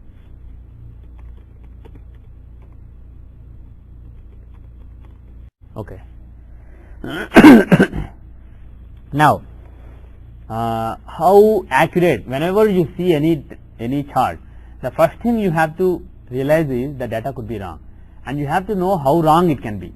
If somebody says the day is right, but I don't know the time, or if somebody says, oh, I was born sometime in the afternoon or sometime after sunrise when they were having breakfast, that is, I mean, that is very, very uncertain. The ambiguity is too high. So you have a very low chance of coming up with the right time in those cases. But if somebody says it was between 9:30 and 10, you have a better chance. If somebody says within 5 minutes, then you have even better chance of coming up with the right time. So the first question you should ask is, what is the level of uncertainty? How accurate is it? It's fairly accurate. So it can be plus or minus 5 or 10 minutes, but not more than that. Okay. And another thing is, like I said earlier, depending on the definition used, it can change. They may have defined the birth time as the time when the baby comes out, but the baby may have taken 10 minutes to take the first breath. There may be a complication. So sometimes it can be plus or minus 10 minutes. So again, even though the person, not him, but some people will come and tell you, oh, it's very accurate. It's very, very accurate. My grandfather was there and noted down. It has to be right. But still you will realize that in many cases, still the time is wrong. People tell you that it's right, but it's seldom right. So first thing you have to know is time can be wrong. Okay. So I'll take plus or minus 5 minutes. So first look at Rashi Lagna. Is it at a border? If the Rashi Lagna itself is in a border of two signs, like for example somebody has Lagna at 28 degrees 50 minutes, let's say, in Cancer or some sign. What that means is, if the time is a little later, it will go to the next sign because it's close to the sign border, end of the sign. So in that case, even though you see Cancer Lagna in the chart, you should analyze with both Cancer and Leo and see which one makes better sense. So here 20 degrees, so there are 10 degrees remaining, so 1/3 of the time, so roughly 40 minutes. You have to use software to find out. So if the time goes back by 1 hour and 31 minutes back, or goes forward by 40 minutes 40 seconds, then the Lagna changes from Cancer to either Gemini or Leo. So we are basically safe. He said that it's fairly accurate. 40 minutes error is ruled out. So Rashi chart is accurate. So using Rashi chart we can draw various conclusions. Now let us see what area he wants to focus on, because it is very tough to rectify the exact time in all Vargas. So if he wants some predictions relating to career, let's just go to career chart and fix the Lagna there and make predictions. If he just wants learning, education, let's go to that chart and make predictions. If he wants general readings, then you will have to go through various charts. But to make it short, you are interested mainly in D10, career. He is interested in the career. But let's realize that because it's at 20 degrees 40 minutes, it's close to a Navamsa border also. Yes. At 20 degrees, Navamsa changes. So if the time is 2 minutes 56 seconds earlier, that is roughly 3 minutes back, then the Navamsa Lagna will change from Capricorn to Sagittarius. It will change to the previous sign.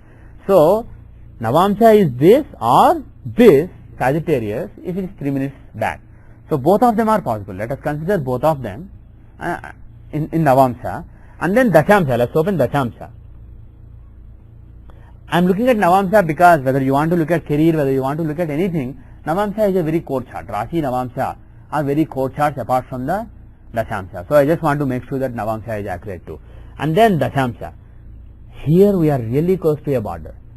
20 degrees 40 minutes means add 20 minutes to it, 20 arc minutes. It becomes 21 degrees. At 21 degrees we have a cutoff point. Because in Dashamsa every 3 degrees sign changes. 30 divided by 10 is 3. And 3 multiples are 3, 6, 9, 12, 15, 18, 21. And this is close to 21 degrees. So even without doing this in the software, saying when will Lagna change sign in D10, looking at the degree you can say that it will be very close. It will be very close. You add something to the birth time, it will change. And you can see that it's 1 minute 27 seconds later. So if the time is 1.5 seconds later than what he told us, then the Dashamsa Lagna will change. So let's recognize that Lagna can be either either Virgo or Libra. It is unlikely to be Leo, because that will require how much change? 11:44. That is roughly 12 minutes. That's too much of change. He says it's fairly accurate, so it's unlikely. So let us say that Lagna in Dashamsa is either Kanya or Tula. Lagna in Navamsa is either Makara or Dhanus. Now, first let's see Navamsa. When did you get married? 89 December. You got married in 1989, December 7. I'm just noting down the event. Okay. 89 November 7. So let us go to Dashas. First let me see which Dasha should be applied. Sun, Lagna, Rad. Let's just go to Vimshatri.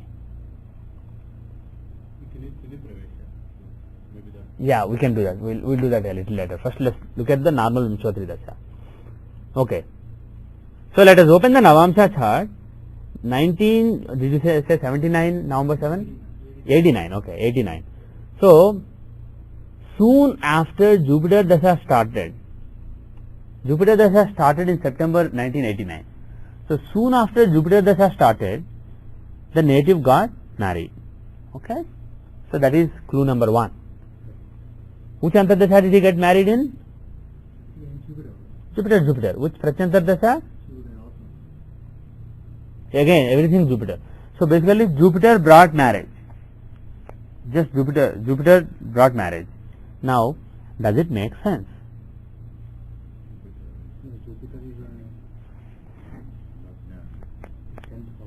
Yeah. Jupiter is in the 10th house. 10th house with Lagna Lord Shani. But Jupiter is the 3rd and 12th Lord. 3rd and 12th Lord, is he really associated with marriage? Saturn can give marriage, being the Lagna Lord. But is Jupiter likely to give marriage? Not very likely. So, if I change Lagna to Dhanus, then does Jupiter make sense? Then Jupiter giving marriage, does it make some sense? Yes. If you move Lagna here, then Jupiter is the Lagna Lord in the house of gains. Lagna Lord in the house of gains and having Grahadrashti on 7th house. So Jupiter is a good candidate for giving marriage. Now let us put that observation aside. Actually we can use Narayan Dasha also, but let us just directly go to Dashamsa now. Or actually your suggestion, Tithi Ashtotri Dasha. Let us go to 1989, find Tithi Pravesha chart. Let us see the annual chart of that year. Yes. Pardon me? He is the main Karaka for marriage. He is the Naisargika Karaka for marriage. So do we have to look at the Venus also, where he is placed? Yes. But let us do that later. Let us see. Mainly we have to see if Jupiter has to give marriage, see whether he is a friend of Venus or not, what kind of relationship he has with. Because he is Lagna Lord having Grahadrashti on the 7th house, he wants to give marriage. But whether Venus will let him give marriage or not depends on their relationship. So let us leave that step. Let us not go into that kind of detail. Let us just look at the annual chart. Okay. Now during this year the person got married. Now who is the Hora Lord, the ruler of the year? Venus. The new year started on August 23, 1989 at 12:26:53 IST, and longitude and latitude are same as birth, irrespective of where he lives at that time. So if you cast a chart at that time, you will see what happens during that particular year. Now, who is the Hora Lord? Venus. So who is the ruler of the year? Shukra. Shukra is the ruler of the year. What houses does he own? In the Rashi chart, he owns 7th house and 12th house. 7th house and 12th house. So, can he give marriage? Yes, of course. 7th house is the house of Vivaha, house of marriage. So, being the 7th lord in the second from Upada, but anyway, that is an important point, but it's not so important, it's not necessary. 7th lord itself is enough, but the second from Upada is what brings marriage. It is the food of Upada. Upada is marriage. So, being the 7th lord in the second from Upada, Venus certainly can bring marriage. Right? Now, in Navamsha, where is Venus? Look at Navamsha. He is the Lagna Lord in the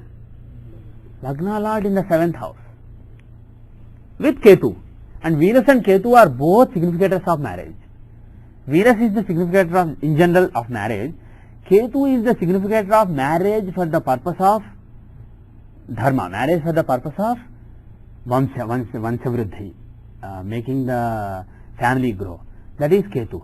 So, Venus and Ketu are both karakas for marriage, and both of them are in the 7th house, the house of marriage. So, does this year have a very good chance of giving marriage? How many of you say yes? Does anybody think it doesn't have a good chance of giving marriage? Why is the Venus and Ketu in the 12th from Upada? Yeah. Yeah. But Upada itself, even if you were to look at this chart, would Yeah. say that Upada itself is going to show Gandha, Oh, okay. some relation between Venus and the Hora Lord and I do not understand what you are saying. well, isn't it? Venus is the Hora Lord, and were you expecting relation between him and Upada? Yeah. Yeah, he is the Upada Lord in Navamsha. This 1-12 relationship, it always. Yeah, if the Lord is in the 12th house, he won't do any bad. If the Lord of anything is in whichever house he is in, he will not do anything bad. If it's another planet who is in the 12th house, that is bad. If the Lord of Upada is in the 12th house, in the Upada, that is not really a bad thing. Because the house he occupies is the 7th house.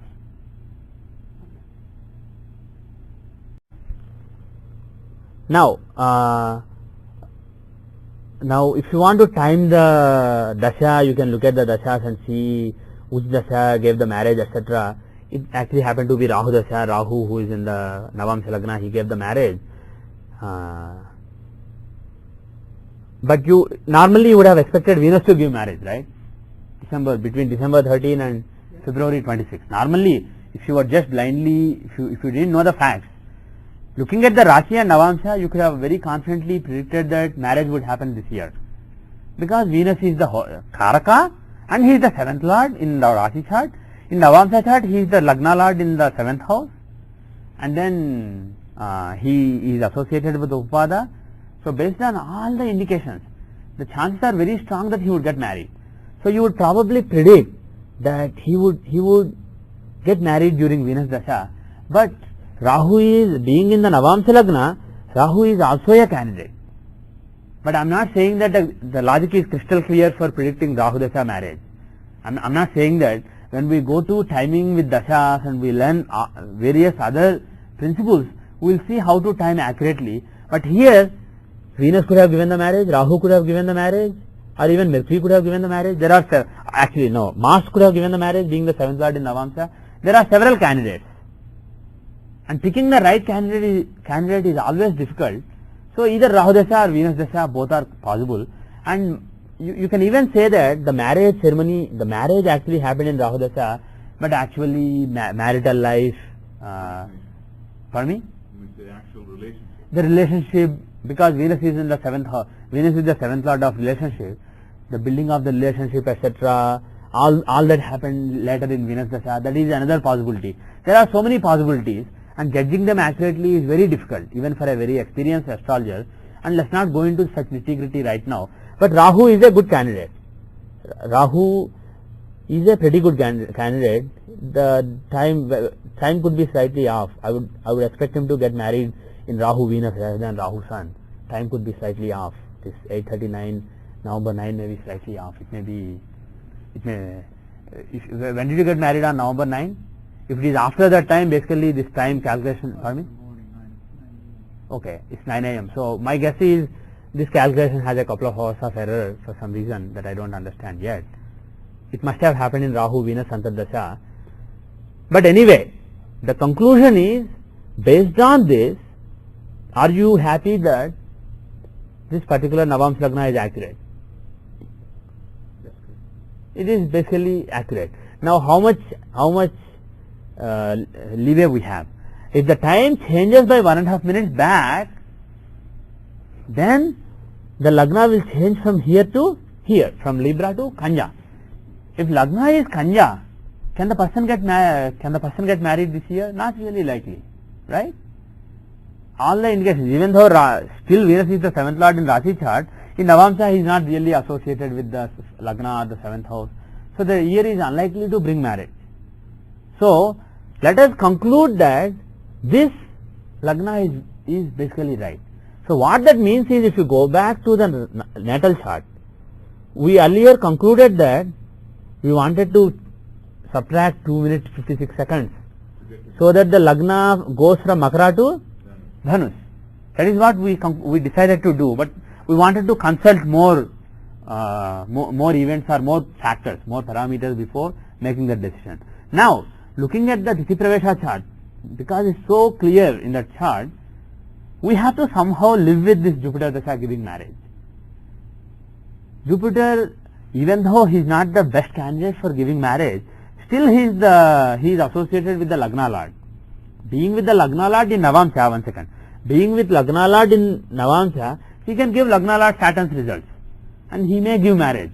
But given just this chart and just this Dasha, would I have been able to predict that Jupiter would give the marriage? This particular, honestly, no. I don't think I would. But Tithi Pravesh is so clear. Like I always say, when you look at gross tools like Vimshottari Dasha and transits, sometimes you have to accept less than perfect justifications. Something is not really the best candidate.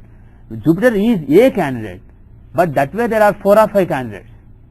Saturn being Lagna Lord can give marriage, Jupiter being with him can give marriage, Moon being the 7th Lord can give marriage, and then Mars can give marriage, maybe not Rahu. So you have like 4 candidates who can give marriage. Who would you pick?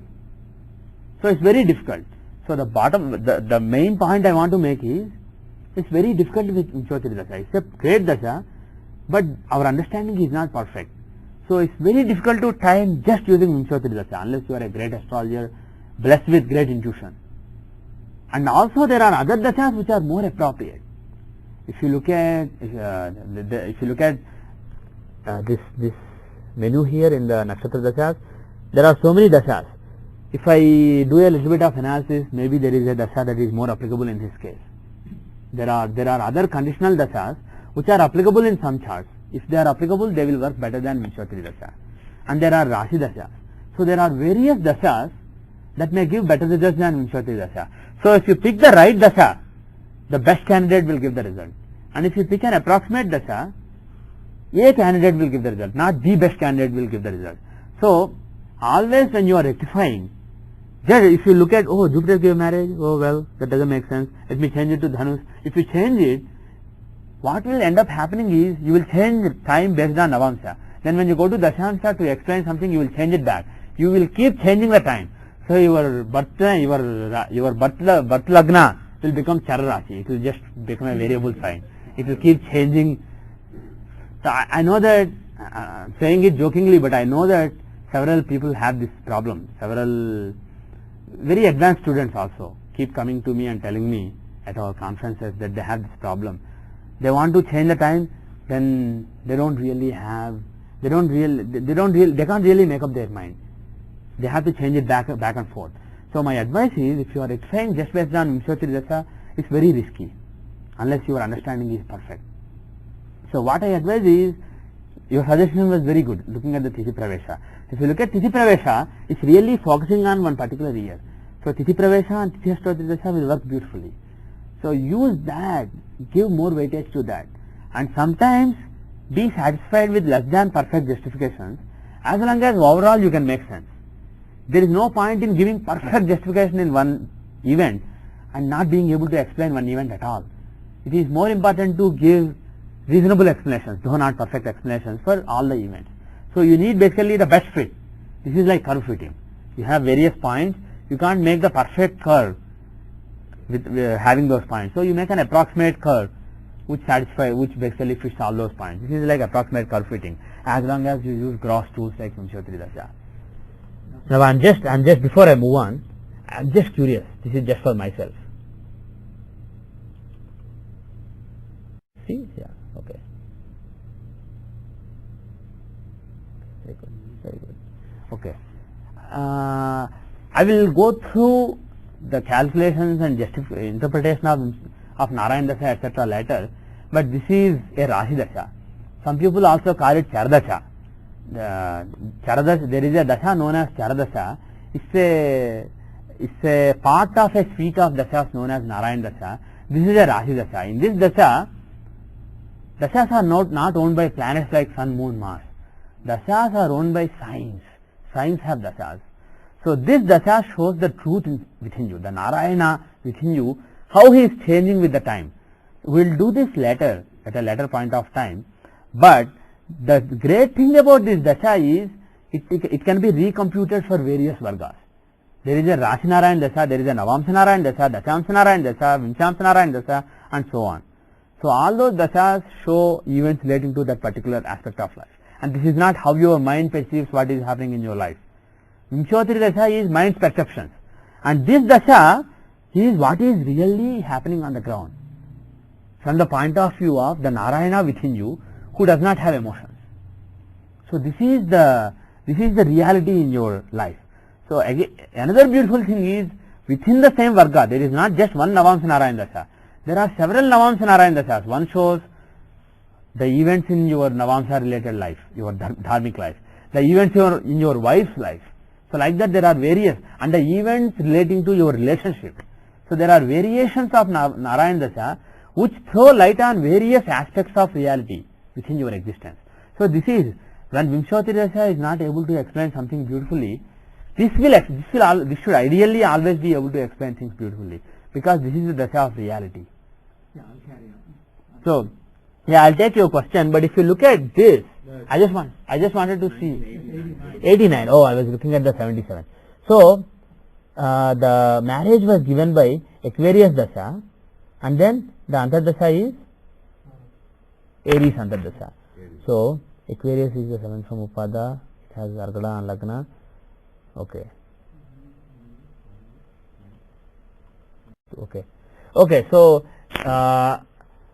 So this particular Dasha, Narayana Dasha, this will really give you confirmation of whether marriage is possible in that particular Dasha or not. So when to teach you how to judge it accurately, I can't do it right now. But all I can say is, based on the fact that marriage happened in Aquarius Dasha, Sagittarius is not very likely, because Aquarius does not have anything to do with either Lagna or 7th house. If you take Sagittarius Lagna, Aquarius does not have either Argala or Drishti on either Lagna or the 7th house. So it is very unlikely. On the other hand, if Capricorn is Lagna or Aquarius is Lagna, then Aquarius Dasha can give marriage, because it has Argala on Lagna or it is Lagna itself. So bottom line is, based on this particular this Dasha, I'm pretty confident that the Lagna is not Sagittarius. So whatever we concluded based on the Tithi Pravesha is mostly accurate. So what we conclude is that time is not back by 1.5 minutes. It is either the same or back by less than 1.5 minutes or forward.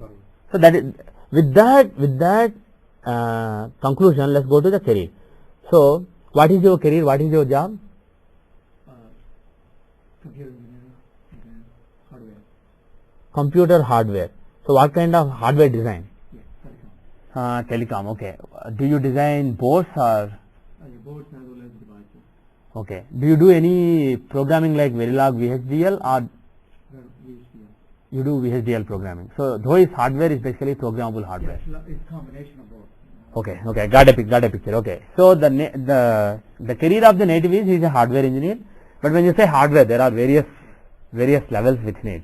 It can be board design, it can be physical design, it can be logic design. There are so many layers. So I was just curious, what is the level?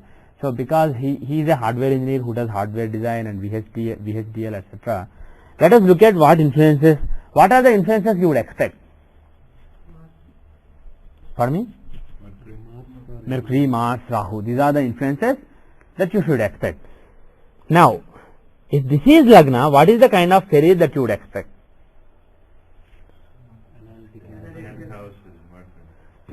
10th house is Gemini.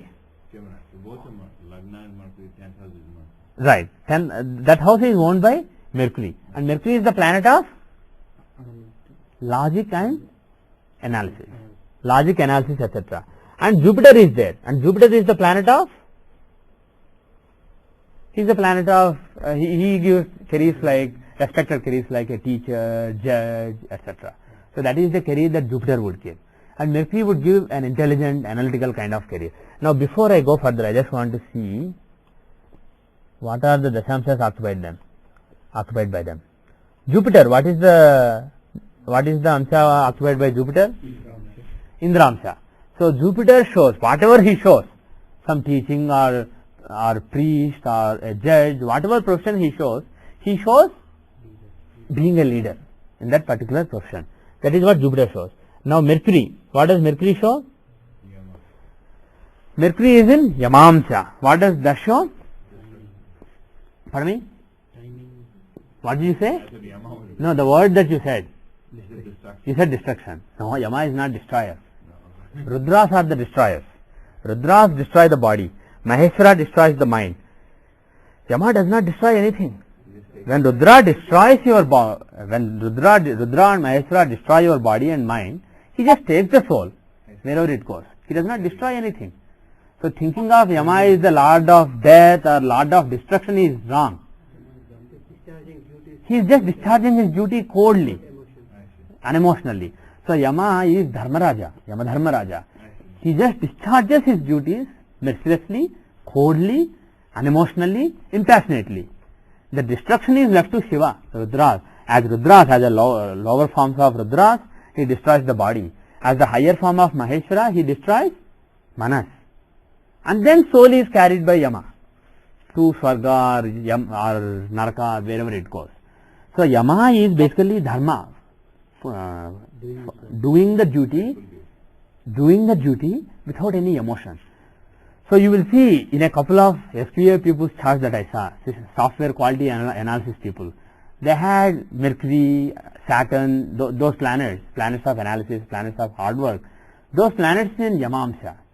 I don't know your chart, I didn't see your chart, but some other SPA people that I know. Mine is SPA. Okay, we can see your chart.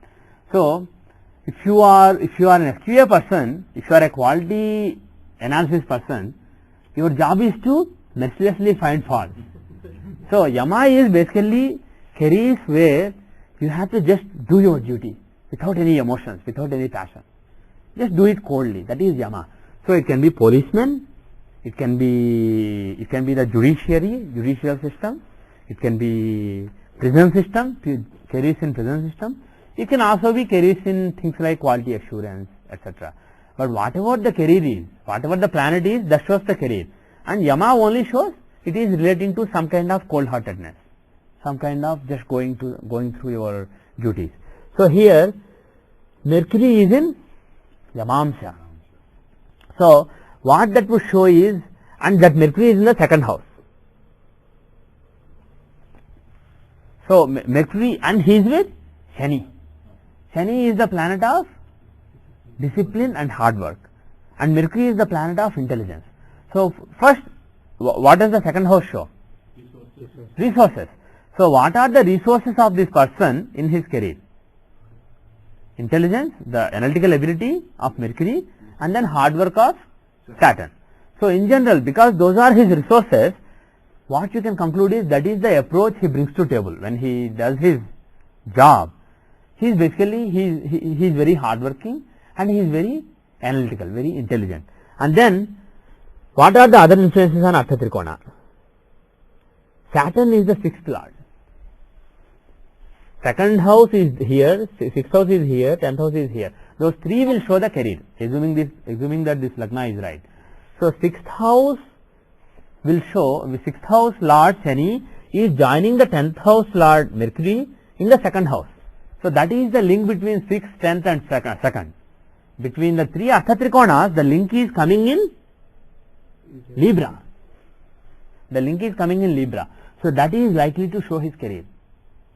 So when it comes to overcoming obstacles, 6th house, he is very disciplined because Saturn wants it. When it comes to actually final delivery of his karma in the society, he is very analytical and very flexible. That is what Mercury being the 10th lord shows. And then both of them are in the second house. So the main thing is, more than overcoming obstacles, the main thing in his career is his resources, his discipline and his analytical ability. Those are his resources. So his career is basically more than keeping hardworking. The resources are the main thing in his career. In somebody's chart, 6th house may be strong. In somebody's chart, 10th house may be strong. In somebody's chart, second house may be strong.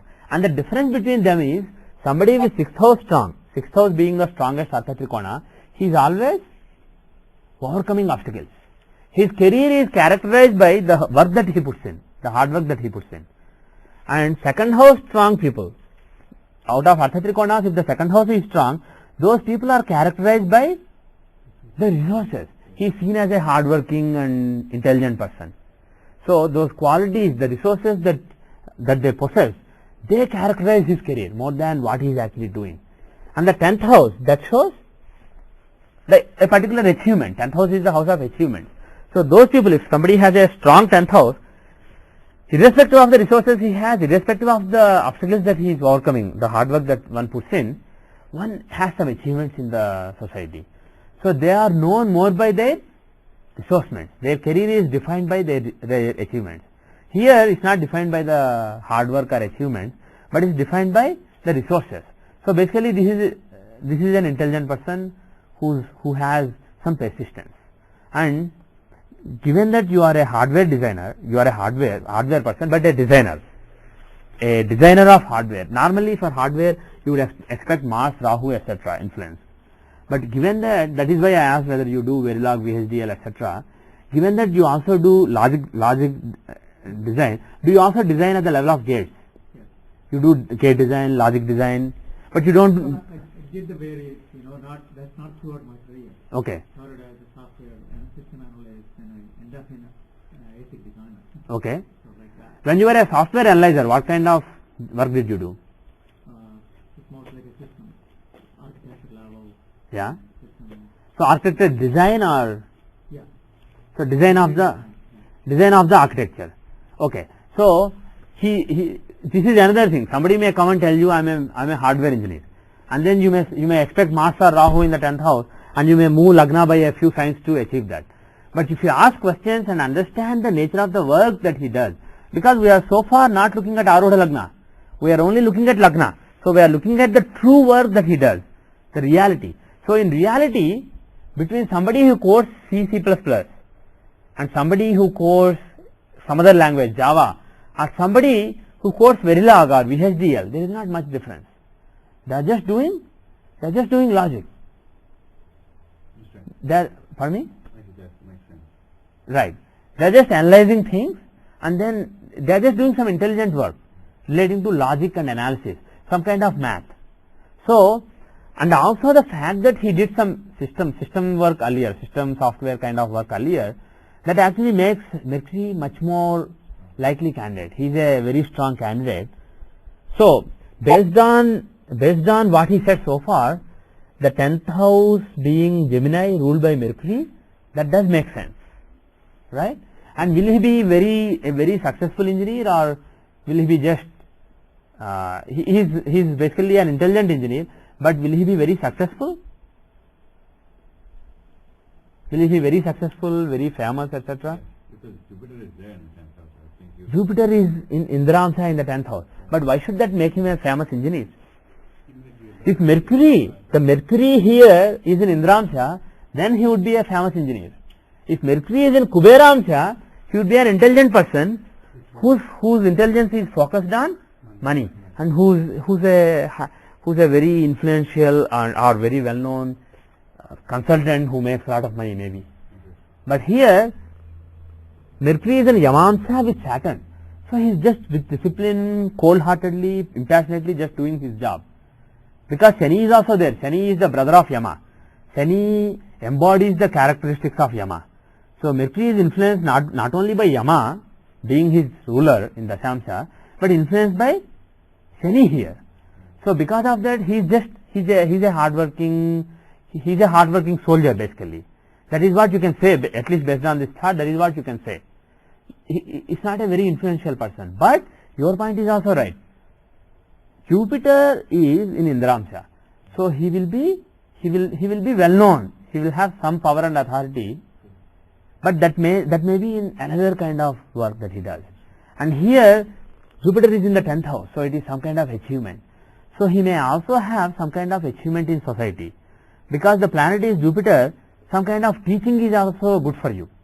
If this person comes to you for advice and you don't know much about that person, and if he tells you that I am a software engineer, you may advise that person to get into some kind of teaching, some kind of guiding, counseling, teaching. Those kind of activities will actually be more lucky. But I do have. You do have what? Teaching, other than technical side, Yeah. non-technical side. I teach yoga for 18, 20 years now. Okay. So you teach yoga. Yeah, plus other coordinating children camps and all those things I do. Okay. So you have some Jupiter-like activities Right. which give respect in the society. Pardon me? I didn't give you that input. Okay. So that is what Jupiter in Indramsha. So like you said, Jupiter in Indramsha shows some kind of power, and this is Jupiterian career. It can be teacher, priest, judge, etc. So that kind of another activity can be there. So what you have to realize, what this example should show you is, Dashamsa is not just a formal job. It is your activities in society. So if somebody is a yoga teacher, or he teaches kids something, that should be seen from the chart also. So that is what Jupiter shows. So given that he has that other activity apart from being a software hardware engineer, we are pretty sure that Dashamsa Lagna is accurate. We are pretty sure of that now. One question I have. Yeah. This is what my confusion is. 6th and 7th house, either you had to see the service or Yeah. business, right? Yeah. So maybe my lack of knowledge, I don't see the service. Where does the service come? How do I see that? Because I had a service for 20 years. Yeah. How do I recognize that? Yeah. So this is again the problem because of the thumb rules. If somebody uses the thumb rule that 6th house is service and 7th house is business, given that you said you are in service, you are not a businessman. Given that he is a serviceman, somebody may be tempted to move this Lagna to Libra, so that 6th house has a planet and 7th house has 0 planets. Some people think that number of planets in the 6th and 7th will show business and service. That is a rule that I also taught, but like I always said, that's only a thumb rule. It doesn't always work. There are many charts in which it does not work. The bottom line is, it's not just the 6th house and 7th house and the planets in them. You have to look at the owner, you have to look at all the influences and look at the 6th house. 6th house from Lagna shows your true service, overcoming obstacles. And the lord of that house, Saturn, is in another Artha Trikona with the 10th lord Mercury. So, because all the 3 Artha Trikonas, 6th lord, 10th lord in the 2nd house, all the Artha Trikonas are converging in Libra, the 6th house becomes very strong. All these planets, Shani and Mercury, are in a trine from it. So even though they are not in that sign, they are strengthening that sign. So the 6th house has been strengthened by Shani and Mercury. Moreover, if those planets were in Kuberamsha or something, or Indramsha, then those planets will focus their energies in the direction of power and money. But they are, even though Shani is in Indramsha, Mercury is in Yamamsha. So basically, and the planet is Shani, who is the planet of hard work. So because he owns the 6th house and is in a trine from 6th house, the 6th house really becomes strong. So when you judge the strength of a house, the mere number of planets in that house are not sufficient. So basically 6th house is very strong because of Saturn and Mercury. Now, look at the 7th house. What does 7th house show? What did we say earlier? 7th house shows desire. Business is only one aspect of desire. If somebody has strong desires, he may not be happy and he may go into business. But that's only a crude approximation of the logic. The exact logic is 7th house is desire. So, any planet in the 7th house, should it show some kind of desire relating to karma? Yes. And moon especially is the planet of Maya. So, moon definitely in the 7th house, moon shows some desire, some strong desire. But what kind of desire is it? It's relating to some, pardon me? Compassion, kindness, and moon is also a social planet. So, some kind of social activity. And moreover, what is the direction of moon? Again, is the desire focused towards money and power? Who is the god? Who is the Ashadikpalaka or Dasadikpalaka guiding moon? Moon is in the direction of Ishana. So, the karma that moon wants to give is focused in Ishana's direction. What is Ishana? I said earlier? Ishana is Ishvara, Shiva, but that is, no, Ishanya direction, not East, northeast direction, but that is the direction of religiousness. Indra is power, Kubera is money, Yama is discipline, and similarly, Agni is transformation, and Ishana is, no, Ishana is religiousness, godliness. Niriti is the opposite, that is ungodliness, that is irreligiousness, rebellion. That is bad, but good for certain things. But here Ishana, so moon being in Ishanamsha in the house of desires shows some strong desires. You are not happy just sitting in house. You want to do certain things in the society relating to spreading religiousness. Spreading because the planet is moon, not a planet who just sits in a corner. Moon is very social. Spreading, and religiousness because Ishana Samsha. So spreading some kind of religiousness. There is a desire. Whether you do it or not, we don't know. You see it from Arudhas. So I will not make any comments on that. But from the point of view of truth, the true self within him, that true self has a strong desire to do some religious work in the society. And now, the planet who's in charge of that desire, who is that planet who owns that house? Jupiter. Again a religious planet. And which Amsha is he in? He is in Indra-Amsha. So, that desire is actually likely to be fulfilled and give you some recognition and power and authority in the society. Forming Gajageshwar Yoga. So actually you will have strong desires, and those desires will make you do religious work in the society, Jupiterian work and Ishana kind of work in society, and that will give you lasting fame, because moon and Jupiter are in Kendras, quadrants. It will give you lasting fame. Apart from whatever you do in your job, that may not give you a lot of achievements, but what you do outside it, relating to your desire, that will give you lasting fame. That is what moon Jupiter placement will show. And another important point is, even though this is Kama Trikona, the Lord is going into Artha Trikona. So there is a strong desire, but the Lord of the desire is making you do some work in the society and achieve something in the society. So because of that, it's more than business, it's just some work that you are doing in the society. But whether somebody is doing voluntary work or business, basically there is a strong desire that's guiding them, strong initiative. So there is a common thing between the two. So 7th house is not always business. Okay, does it make sense? Okay. Now, did you say, I think you said that you were out of job for some time? Right. For how long? Since 2002 October. Okay. So the native has been out of job since 2002 October. Now shall I use Narayan Dasha? Okay, because I haven't defined Narayan Dasha, I'll just use Vimshottari Dasha. Okay. Since when? October 2002. Right. So since October 2002, the native has been out of job. First let us see if it makes sense. Is it possible?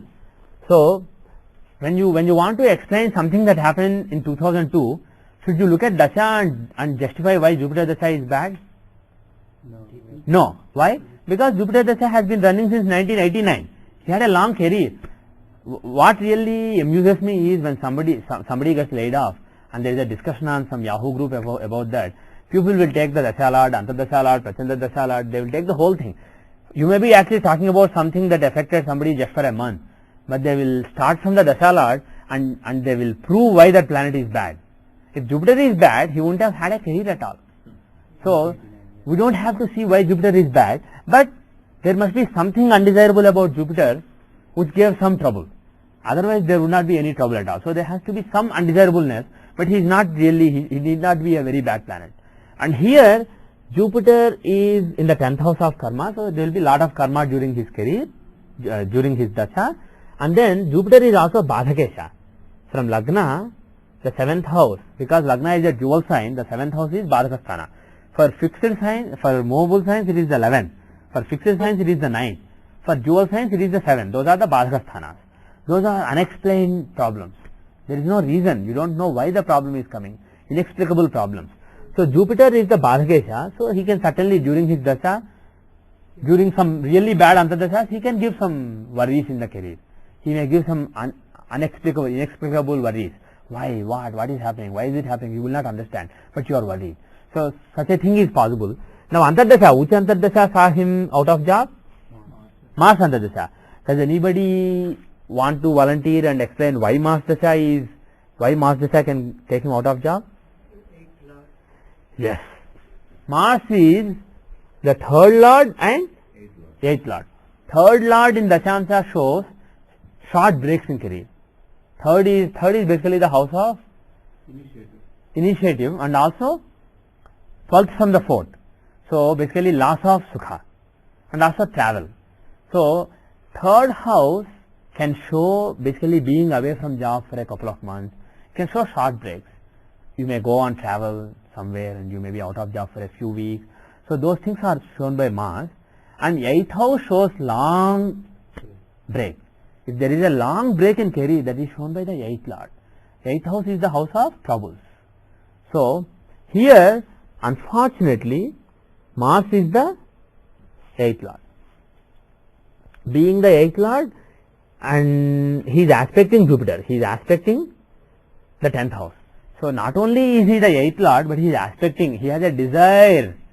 The 8th lord has a desire to influence his karma. The 8th lord of break or troubles or anxiety or tension has a desire, grahadrishti as well as rasidrishti. He has a desire to influence his career. When the one who wants to break your career has a desire to influence your career, what will he do?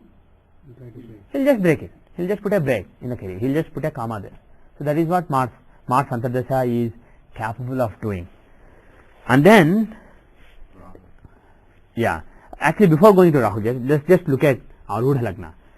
This is the real Lagna, this is the real karma.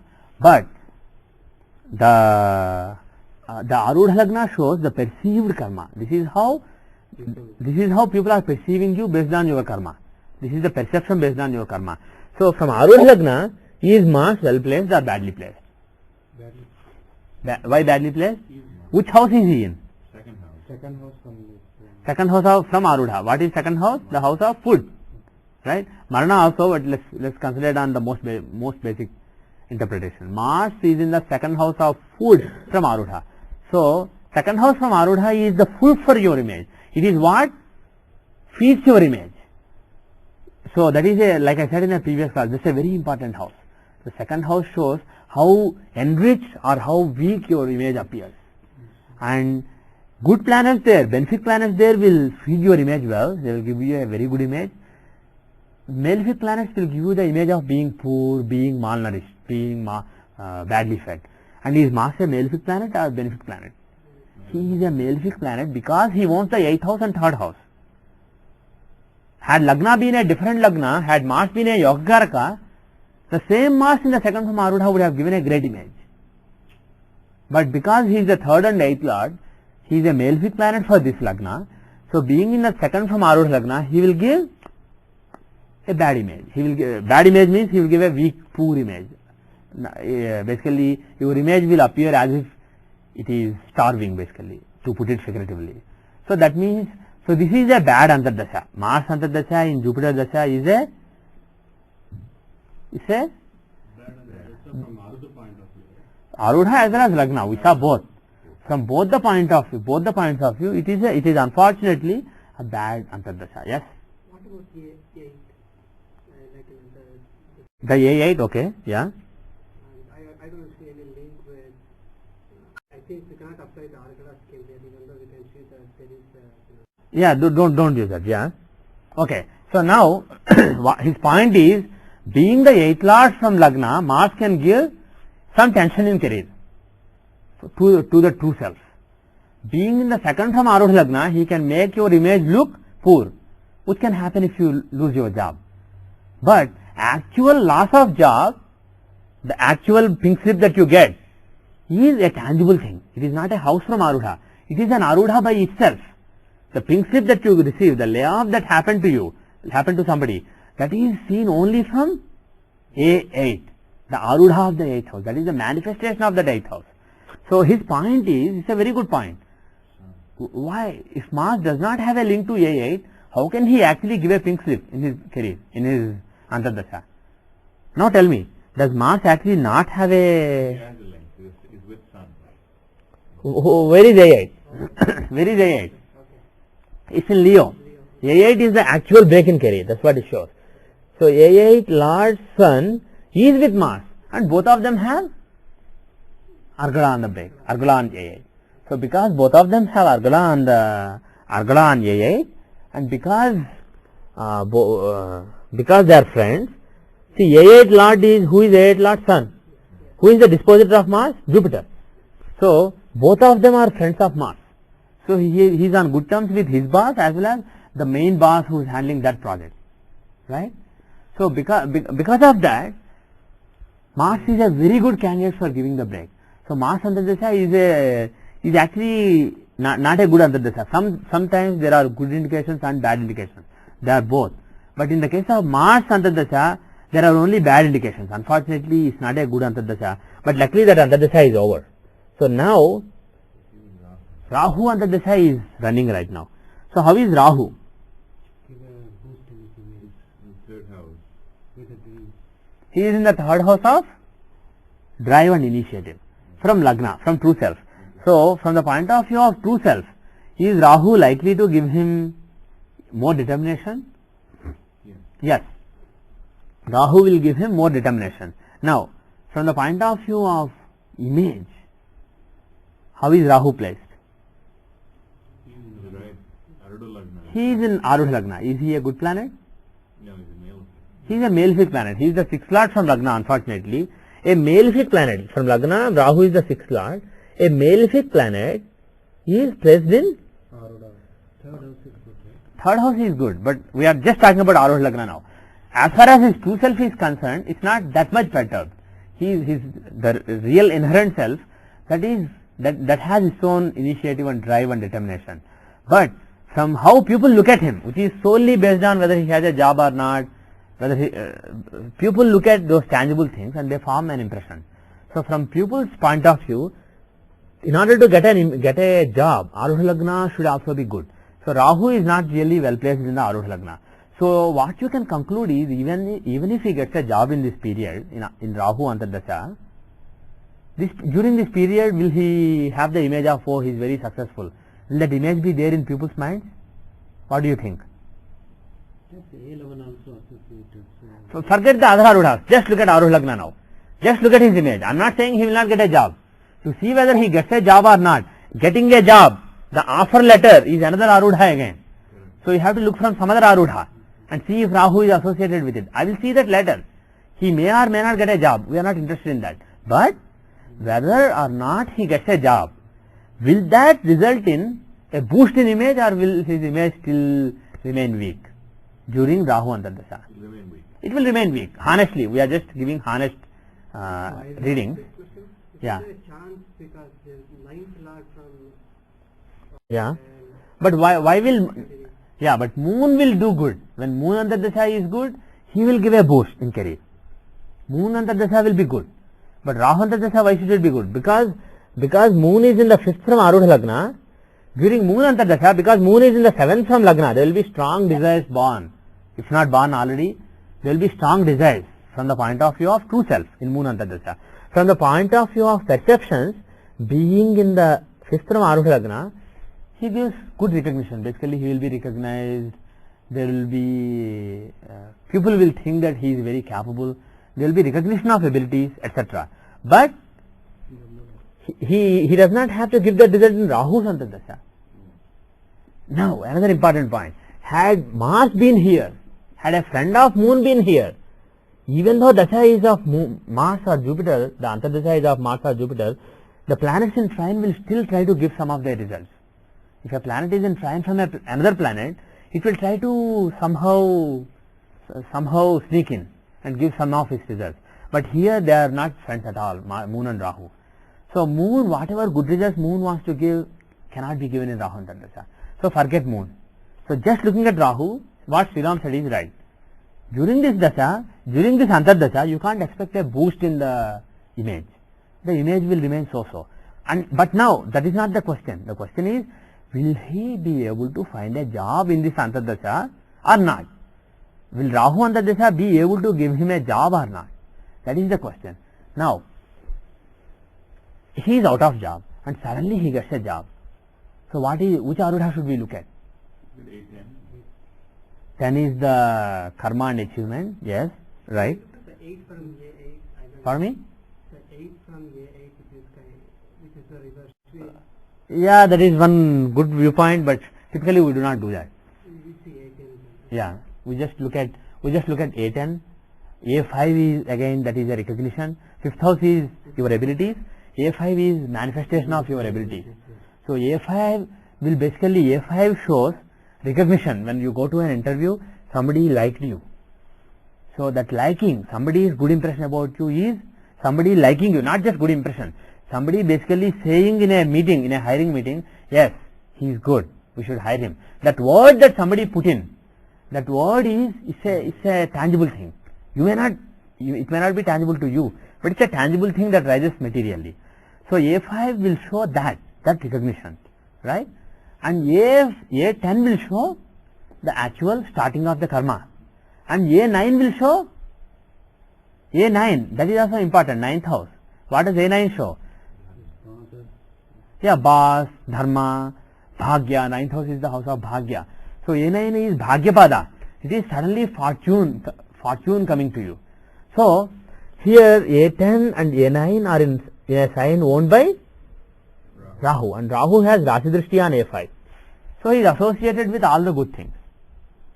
So, Rahu Antardasha is likely to give Rahu Antardasha is very likely to give a new job, and because Rahu owns A10 and A9, what you can say is it will be something, it will look like a fortunate thing, because the 9th house is involved. It is basically a matter of fortune and some elder person recognizing you. So if you also 9th house shows boss, and A9 can show an old boss. So Rahu owns A9, it can be an old boss. If an old boss, somebody that you worked for before, or somebody who liked you before, if such a person is either starting a new company or associated with a new company or something, then that can also, because why I am saying new company is Rahu is in a Kama Trikona. Rahu is in the 3rd house of initiative. He is not in an Artha Trikona. So this is like if you are working for a new business, for example, a new startup, even though it's not your own business, you are taking a certain risk. So Rahu in the 3rd house can show certain risk like that. So based on this, what you can say is it can be somebody that he worked with before, and it can be a startup kind of thing, but it is possible in Rahu Antardasha. Now if you want to say which Prachandar Dasha, right now what is the Prachandar Dasha running? Mercury Prachandar Dasha. Is Mercury Prachandar Dasha likely to give something? Mercury is the lord of the 10th. Yeah, but during this Antardasha, Rahu is the boss. During this Antardasha, Rahu is the boss. So if you look from Rahu, how is Mercury placed? He is the 8th lord in the 12th house, not really so good. Mercury is not, even though he gives Viparit Rajoga from Rahu, being the 8th lord from Rahu in the 12th house, he is not so good from Rahu. He is not really promoting Rahu, right? Yeah. And now who else? Look at Ketu. Ketu is again not such a conducive planet. But look at Venus. Is Venus a good planet? He is the Bhagya Lord. From Lagna, he is the 9th Lord in the 9th house, showing Bhagyas. And then from Rahu, he is in a Kendra. He is supporting Rahu. So if Rahu wants to give a job, Venus is supporting it. Mercury is not supporting it. Ketu is supporting it, but still he is not strong enough. And he is not strong enough from Lagna. Venus is a strong planet from Lagna, as well as he is supporting Rahu. So if you just have to make a prediction based on Vimshottari Dasha, what you can say is 2004 until, I am not saying until 2004 November don't look or you won't get a job, but based on Vimshottari Dasha, between November and coming November and the next April, the chances are very bright for finding a good offer. Now, if you want to look at Tithi Pravesha, his birthday, English birthday is coming just soon. So let's see when is the Tithi Pravesh. It will be around this time. It will be on September 6th. So the new year, the lunar new year will start on September 6th. So that is 6:40. Let me change the times to times here. 4 hours. It will just use the same calculations but display the time after time zone conversion, so that it's easy for me. Okay. So it is September 5 evening, night 9:10. So what I will advise you is, this is another good practice. If you can have it, it is good. Whenever a new year starts in your life, if you can pray to some gods during that time, it will be beneficial to you. It is like a new birth. That particular time, a new existence for you is starting for that year. So if you can pray to, for example, here, who is the ruler of the year? The ruler of the year is moon. So what would you suggest? Which god? Krishna or Gauri, Durga, Parvati, Lalita. So if you can pray to one of those gods shown by moon, and also another thing is, look at Hora Lord as well as Lagna Lord. So who is the Lagna Lord here? Mercury. So Mercury shows Vishnu, and Mercury is in sun sign along with sun, so it shows Rama. So what I suggest is, you can note down this time at 9:10 plus or minus 10 minutes. So try to start it half hour earlier and end it half hour later, so that you definitely cover the exact time. So for an hour on September 5 around 9:10, pray to Parvati or Lalita or Gauri or Krishna. Basically pray to a god or goddess shown by moon, and to Vishnu, especially Rama. If you can pray to them to give you success in the coming year, your prayers are likely to be heard in the coming year. And now, before we went on too long today. Before I conclude, I want somebody to make a couple of quick predictions. How will the year be? Just look at Rashi chart first. Is it a good year or bad year? The ruler of the year, where is he? Where is the ruler of the year? Pardon me? Unfortunately, it's not good. Okay. Ruler of the year, where is he? 9th house. And is he strong or weak? He is very strong. He is exalted in the Bhagyasthana, and he is a Labha Lord, 11th Lord. So 11th Lord being exalted in the 9th house, that is good. And then from Arudha Lagna, is he well placed or not? From Arudha Lagna, he is in the 11th house. So he is the 11th Lord from Lagna, and in the 11th from Arudha Lagna, he is exalted. So moon basically shows a year of fortune and a year of gains. Then let us see Dashamsha. Is moon well placed in Dashamsha? How is he in Dashamsha? Before seeing it, actually see how close it is to a border. 1.5 minutes later it will change. So let us assume that this is right. It's not Gemini. So is moon strong or weak in this chart? He is exalted and giving Gajgesara Yoga in Lagna. He is giving Gajgesara Yoga in Lagna. So he is strong, but he is with Jupiter. Moon is the 3rd lord of drive, and Jupiter is the 8th lord of anxiety and hard work and tension. So both of them are in Lagna. So if those two planets of two bad houses, 3rd house is also a bad house, it's a Triksthana. So 3rd lord and 8th lord, they are together. So that would have been a Viparita Rajyoga had they been in a bad house, in the 6th house or 8th house. Because they are in Lagna, it is actually not auspicious. So if you want to give honest readings, it's not very auspicious. But they are Sattvic planets.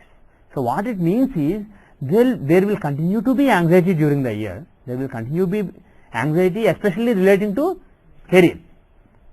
It can also show a lot of hard work, but at the same time it will show, because the planets are Moon and Jupiter, the planets who bring recognition, even though there is anxiety and lot of instability, still there will be recognition of his abilities, etc. So what you can say is he will find a new job, but there will be a lot of tension in that new job. Jupiter Yes. also happens to be 11th house, so both 3 and 11 are Yeah. houses and Both 11 and 3 and 11. yeah. So it seems both are growth houses. Those are not only growth houses, but those are all Kamatrikona houses. Moon shows strong determination, strong initiative. Jupiter shows gains. So his mind is basically focused on those things, gains and initiative, etc. There are strong desires during the year, and the planets who are causing the desire are coming on Lagna. So basically his true self is tormented by desires during the year. So it is a good thing in a way, it is also a bad thing in a way, especially because Moon owns 8th house also. There can be anxiety, but again Jupiter is carrying very good karma with him. While Moon is in Ghoramsha, in Shashtyamsha, Jupiter is in an extremely good Amsha. If you look at the Shashtyamsha, Jupiter is in Amritamsha, that is a very auspicious Amsha. Amrita means nectar, what makes you immortal. So that Jupiter is in Lagna in Rashi chart as well as Dashamsha chart. Let's see, by any chance is he so very close to Lagna? Oh yeah, he is. Let's see if there is a Shadvarga Rajayoga. 1 second. Okay, he is missing some Amsha. Okay, there is a yoga. If the same planet occupies Lagna in 6 divisional charts, there are 6 divisional charts, Rashi, Navamsha, etc. If the same planet is occupying Lagna in 6 divisional charts, he gives a Maharaj Yoga. So that planet gives great success during that year. So I was checking if Jupiter, because he is very close to Lagna in longitude, Lagna is at 2.5 degrees, Jupiter is at 2 degrees. So I thought maybe that yoga is there, but it's not there during the year. But in any case, a planet in Amritamsha being in Lagna, that planet is Jupiter. Jupiter being in Lagna, that shows the year will bring success, but there are very mixed influences also. So what you can, a quick reading if you want to give, it can be that during the year he will find success, he will find recognition of his abilities, and he will do some good work, but he will be very anxious and tense. He will continue to be anxious and tense during the year. And if you want to look at the dashas, the Ashtotari dasha, Jupiter dasha and Moon dasha are the candidates who can give those results, especially in terms of career, because Moon and Jupiter are together. Moon can give Jupiter's results, Jupiter can give Moon's results. So Jupiter dasha is starting soon after the new year starts. The new year starts on September 6th, and Jupiter's Tithi Ashtotari dasha runs from September 7 to November 9. So that is one good time, and the other good time is next March. Moon dasha will be, actually Moon is the ruler of the year, if you remember. Yes. So this period will bring events of the year, events that will be the highlight of the year that is about to start. So looking at the Vimshyotari dasha, Pratyanta dasha as well as this, it looks like not that he will not find any opportunity until then, but the period from next March 16 to May 4, those, like, how much is it? Roughly 1.5 months. Those 1.5 months are very, very crucial for him. So what I suggest is prayer. Do the prayer on September 6th, and then keep praying to, because Moon is the ruler of the year, keep praying to Moon, or keep praying to Parvati Devi during the year, and this year will bring you some good fortune. So all the best. So I'll see some more charts in the next class. Instead of doing other karakas, we'll just see charts in the next class, because that's the best way to learn. Yes. I have corrected my chart based Yeah. on observation. Okay, very good. Actually, my date of time of birth is not well known. Yeah. They say, my mother says it is between 6 and 6:30. Yeah. And previously I took it as 6:15 as standard time, Yeah. time between the Yeah, 6. yeah. And I tried to correct it and it came up 18:25. Is there a way that analysis by looking at my... Yeah, why don't we do that in the next class? Okay. Bring your chart and analysis, Yeah. and then you share your analysis, and then the class can give their opinion. Yeah, People can give their all my opinion. details. Pardon me? I have sent you all my details. Okay, I may or may not have that email because I had a computer crash and lost some mail. So it's a good idea to send it again. Then I'll feed it so that I don't have to feed it again. Okay. And also when I look at my chart, I see a lot of confusion and last week when Sanjay ji spoke about Vargottama, Yeah. I see 3 planets are same place from Rashi and Navamsa. Navamsa. Yeah. I don't know which one to consider as Vargottama. Yeah, all the 3. All the 3 are. Yeah, if any planet is in the same sign in Rashi chart as well as Navamsa chart, it's in Vargottama. But also the Vargottama means it's as good as being in the first house of the Rashi chart. It's not as good as being in the first house, but it gives results relating to the first house. Relating to the first house. So do you have any Vargottama planets? Yeah, it's there. For me? Anybody? I have in the Rasa chart. Sun, right? The moon and Venus. Yeah, sun. What? Sun. Sun. Sun is the only one. Oh, sorry. Sun and Saturn. Parivartana you are talking about. Parivartana, moon and Venus. Sun and Saturn also? Yeah. So Sun and Saturn are in Vargottama. Pardon me? Both are. No, one is more the other one is exalted. Saturn is exalted, Sun is more. Yeah, Saturn is exalted. Yes. Sun is in own sign. One sign. Yeah. So now what this means is it's not as good as Sun and Saturn being in Lagna. What it means is during Sun Dasha and Saturn Dasha, whatever results Sun and Saturn give, they will take the first house as their focus. So the results will be self-centric. Basically your own intelligence, your own existence, your own health, it will be you. On the other hand, if you, for example, let us take another planet. Let us say Jupiter. Where is Jupiter in Rashi chart? He is in the 12th house, okay, but he is in Gemini. So where is he in Navamsa? Libra. If you take Gemini and count up to Libra, how many signs? 1, 2, 3, 4, 5. So Jupiter's results, good or bad, they will be 5th house centric. So abilities, recognition, children, etc. So Jupiter, whether he gives good results or bad results, they will be ability and child centric. They will be 5th house centric. That's what it means. It's not that Jupiter is in the 5th house. That will be the focus during that particular dasha, during the Jupiter dasha. Is that clear? Okay. What is this counting from? You count from the Rashi sign of the planet to the Navamsa sign of the planet, and then that will give you a house from 1 to 12. That house will be the focus of that planet during that planet's dasha. And if a particular planet is in Vargottama, that means same sign in Rashi and Navamsa. So the counting will be just 1. So the focus will be on yourself, not on your family or your children or your abilities or your dharma or your father or mother, but the focus will be on you. So results are fully given to you. So such a planet, it can make you very intelligent, make you dumb also, but it will directly influence your intelligence because that is your lagna. It can directly influence your also health, intelligence, your very core existence that is impacted by that planet. So those planets are very important, such planets. But they are not necessarily always good.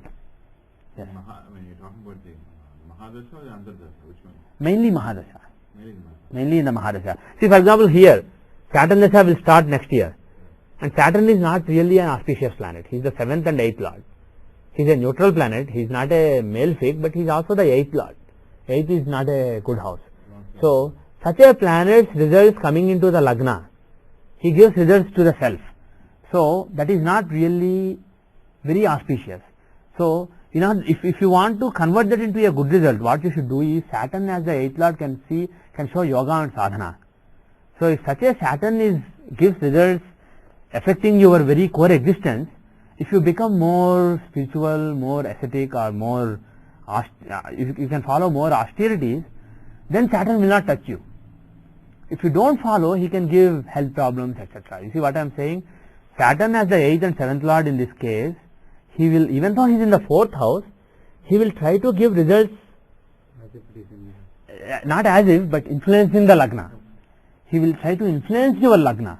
So, that influence can be either positive, making you a very yogi kind of person. It can be negative. It can make you a sick person also.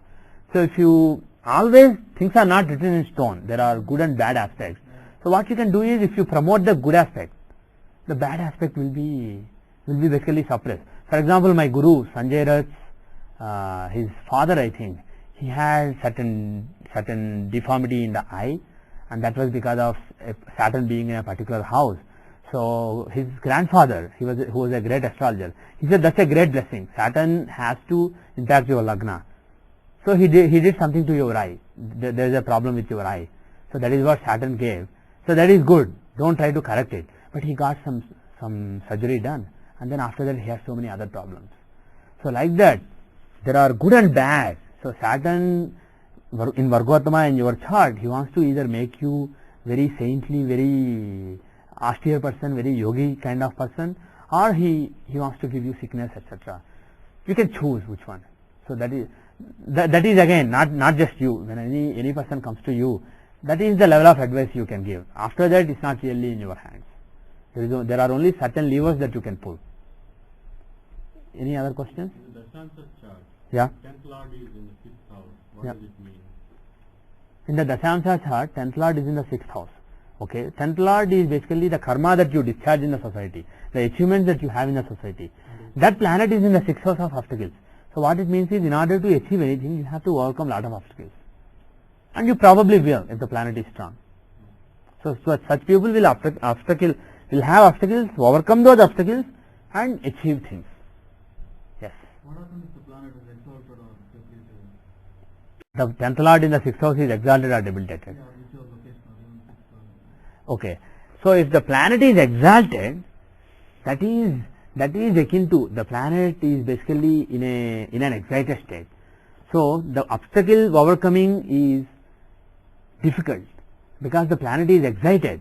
The planet is not really ready for a lot of hard work. Exalted planet is akin to a person who doesn't want to work hard, who wants to enjoy at a party.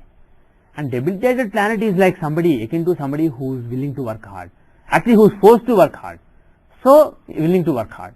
Exalted planet is like somebody who is used to partying all night. So if you tell him to work hard, he will not work hard. So if you have an exalted planet in the 6th house, it may not be auspicious for working hard, for overcoming obstacles. In such a case, if the 10th house itself is very strong, still that person may have lot of achievements because the 10th Lord is exalted. So he may have lot of achievements, but they will come without much effort, much obstacle overcoming. On the other hand, if the planet is debilitated, that is actually conducive to working hard and overcoming the obstacles. Okay? Okay. With that, I will conclude for today. We have gone too long. Om Shanti Shanti Shanti.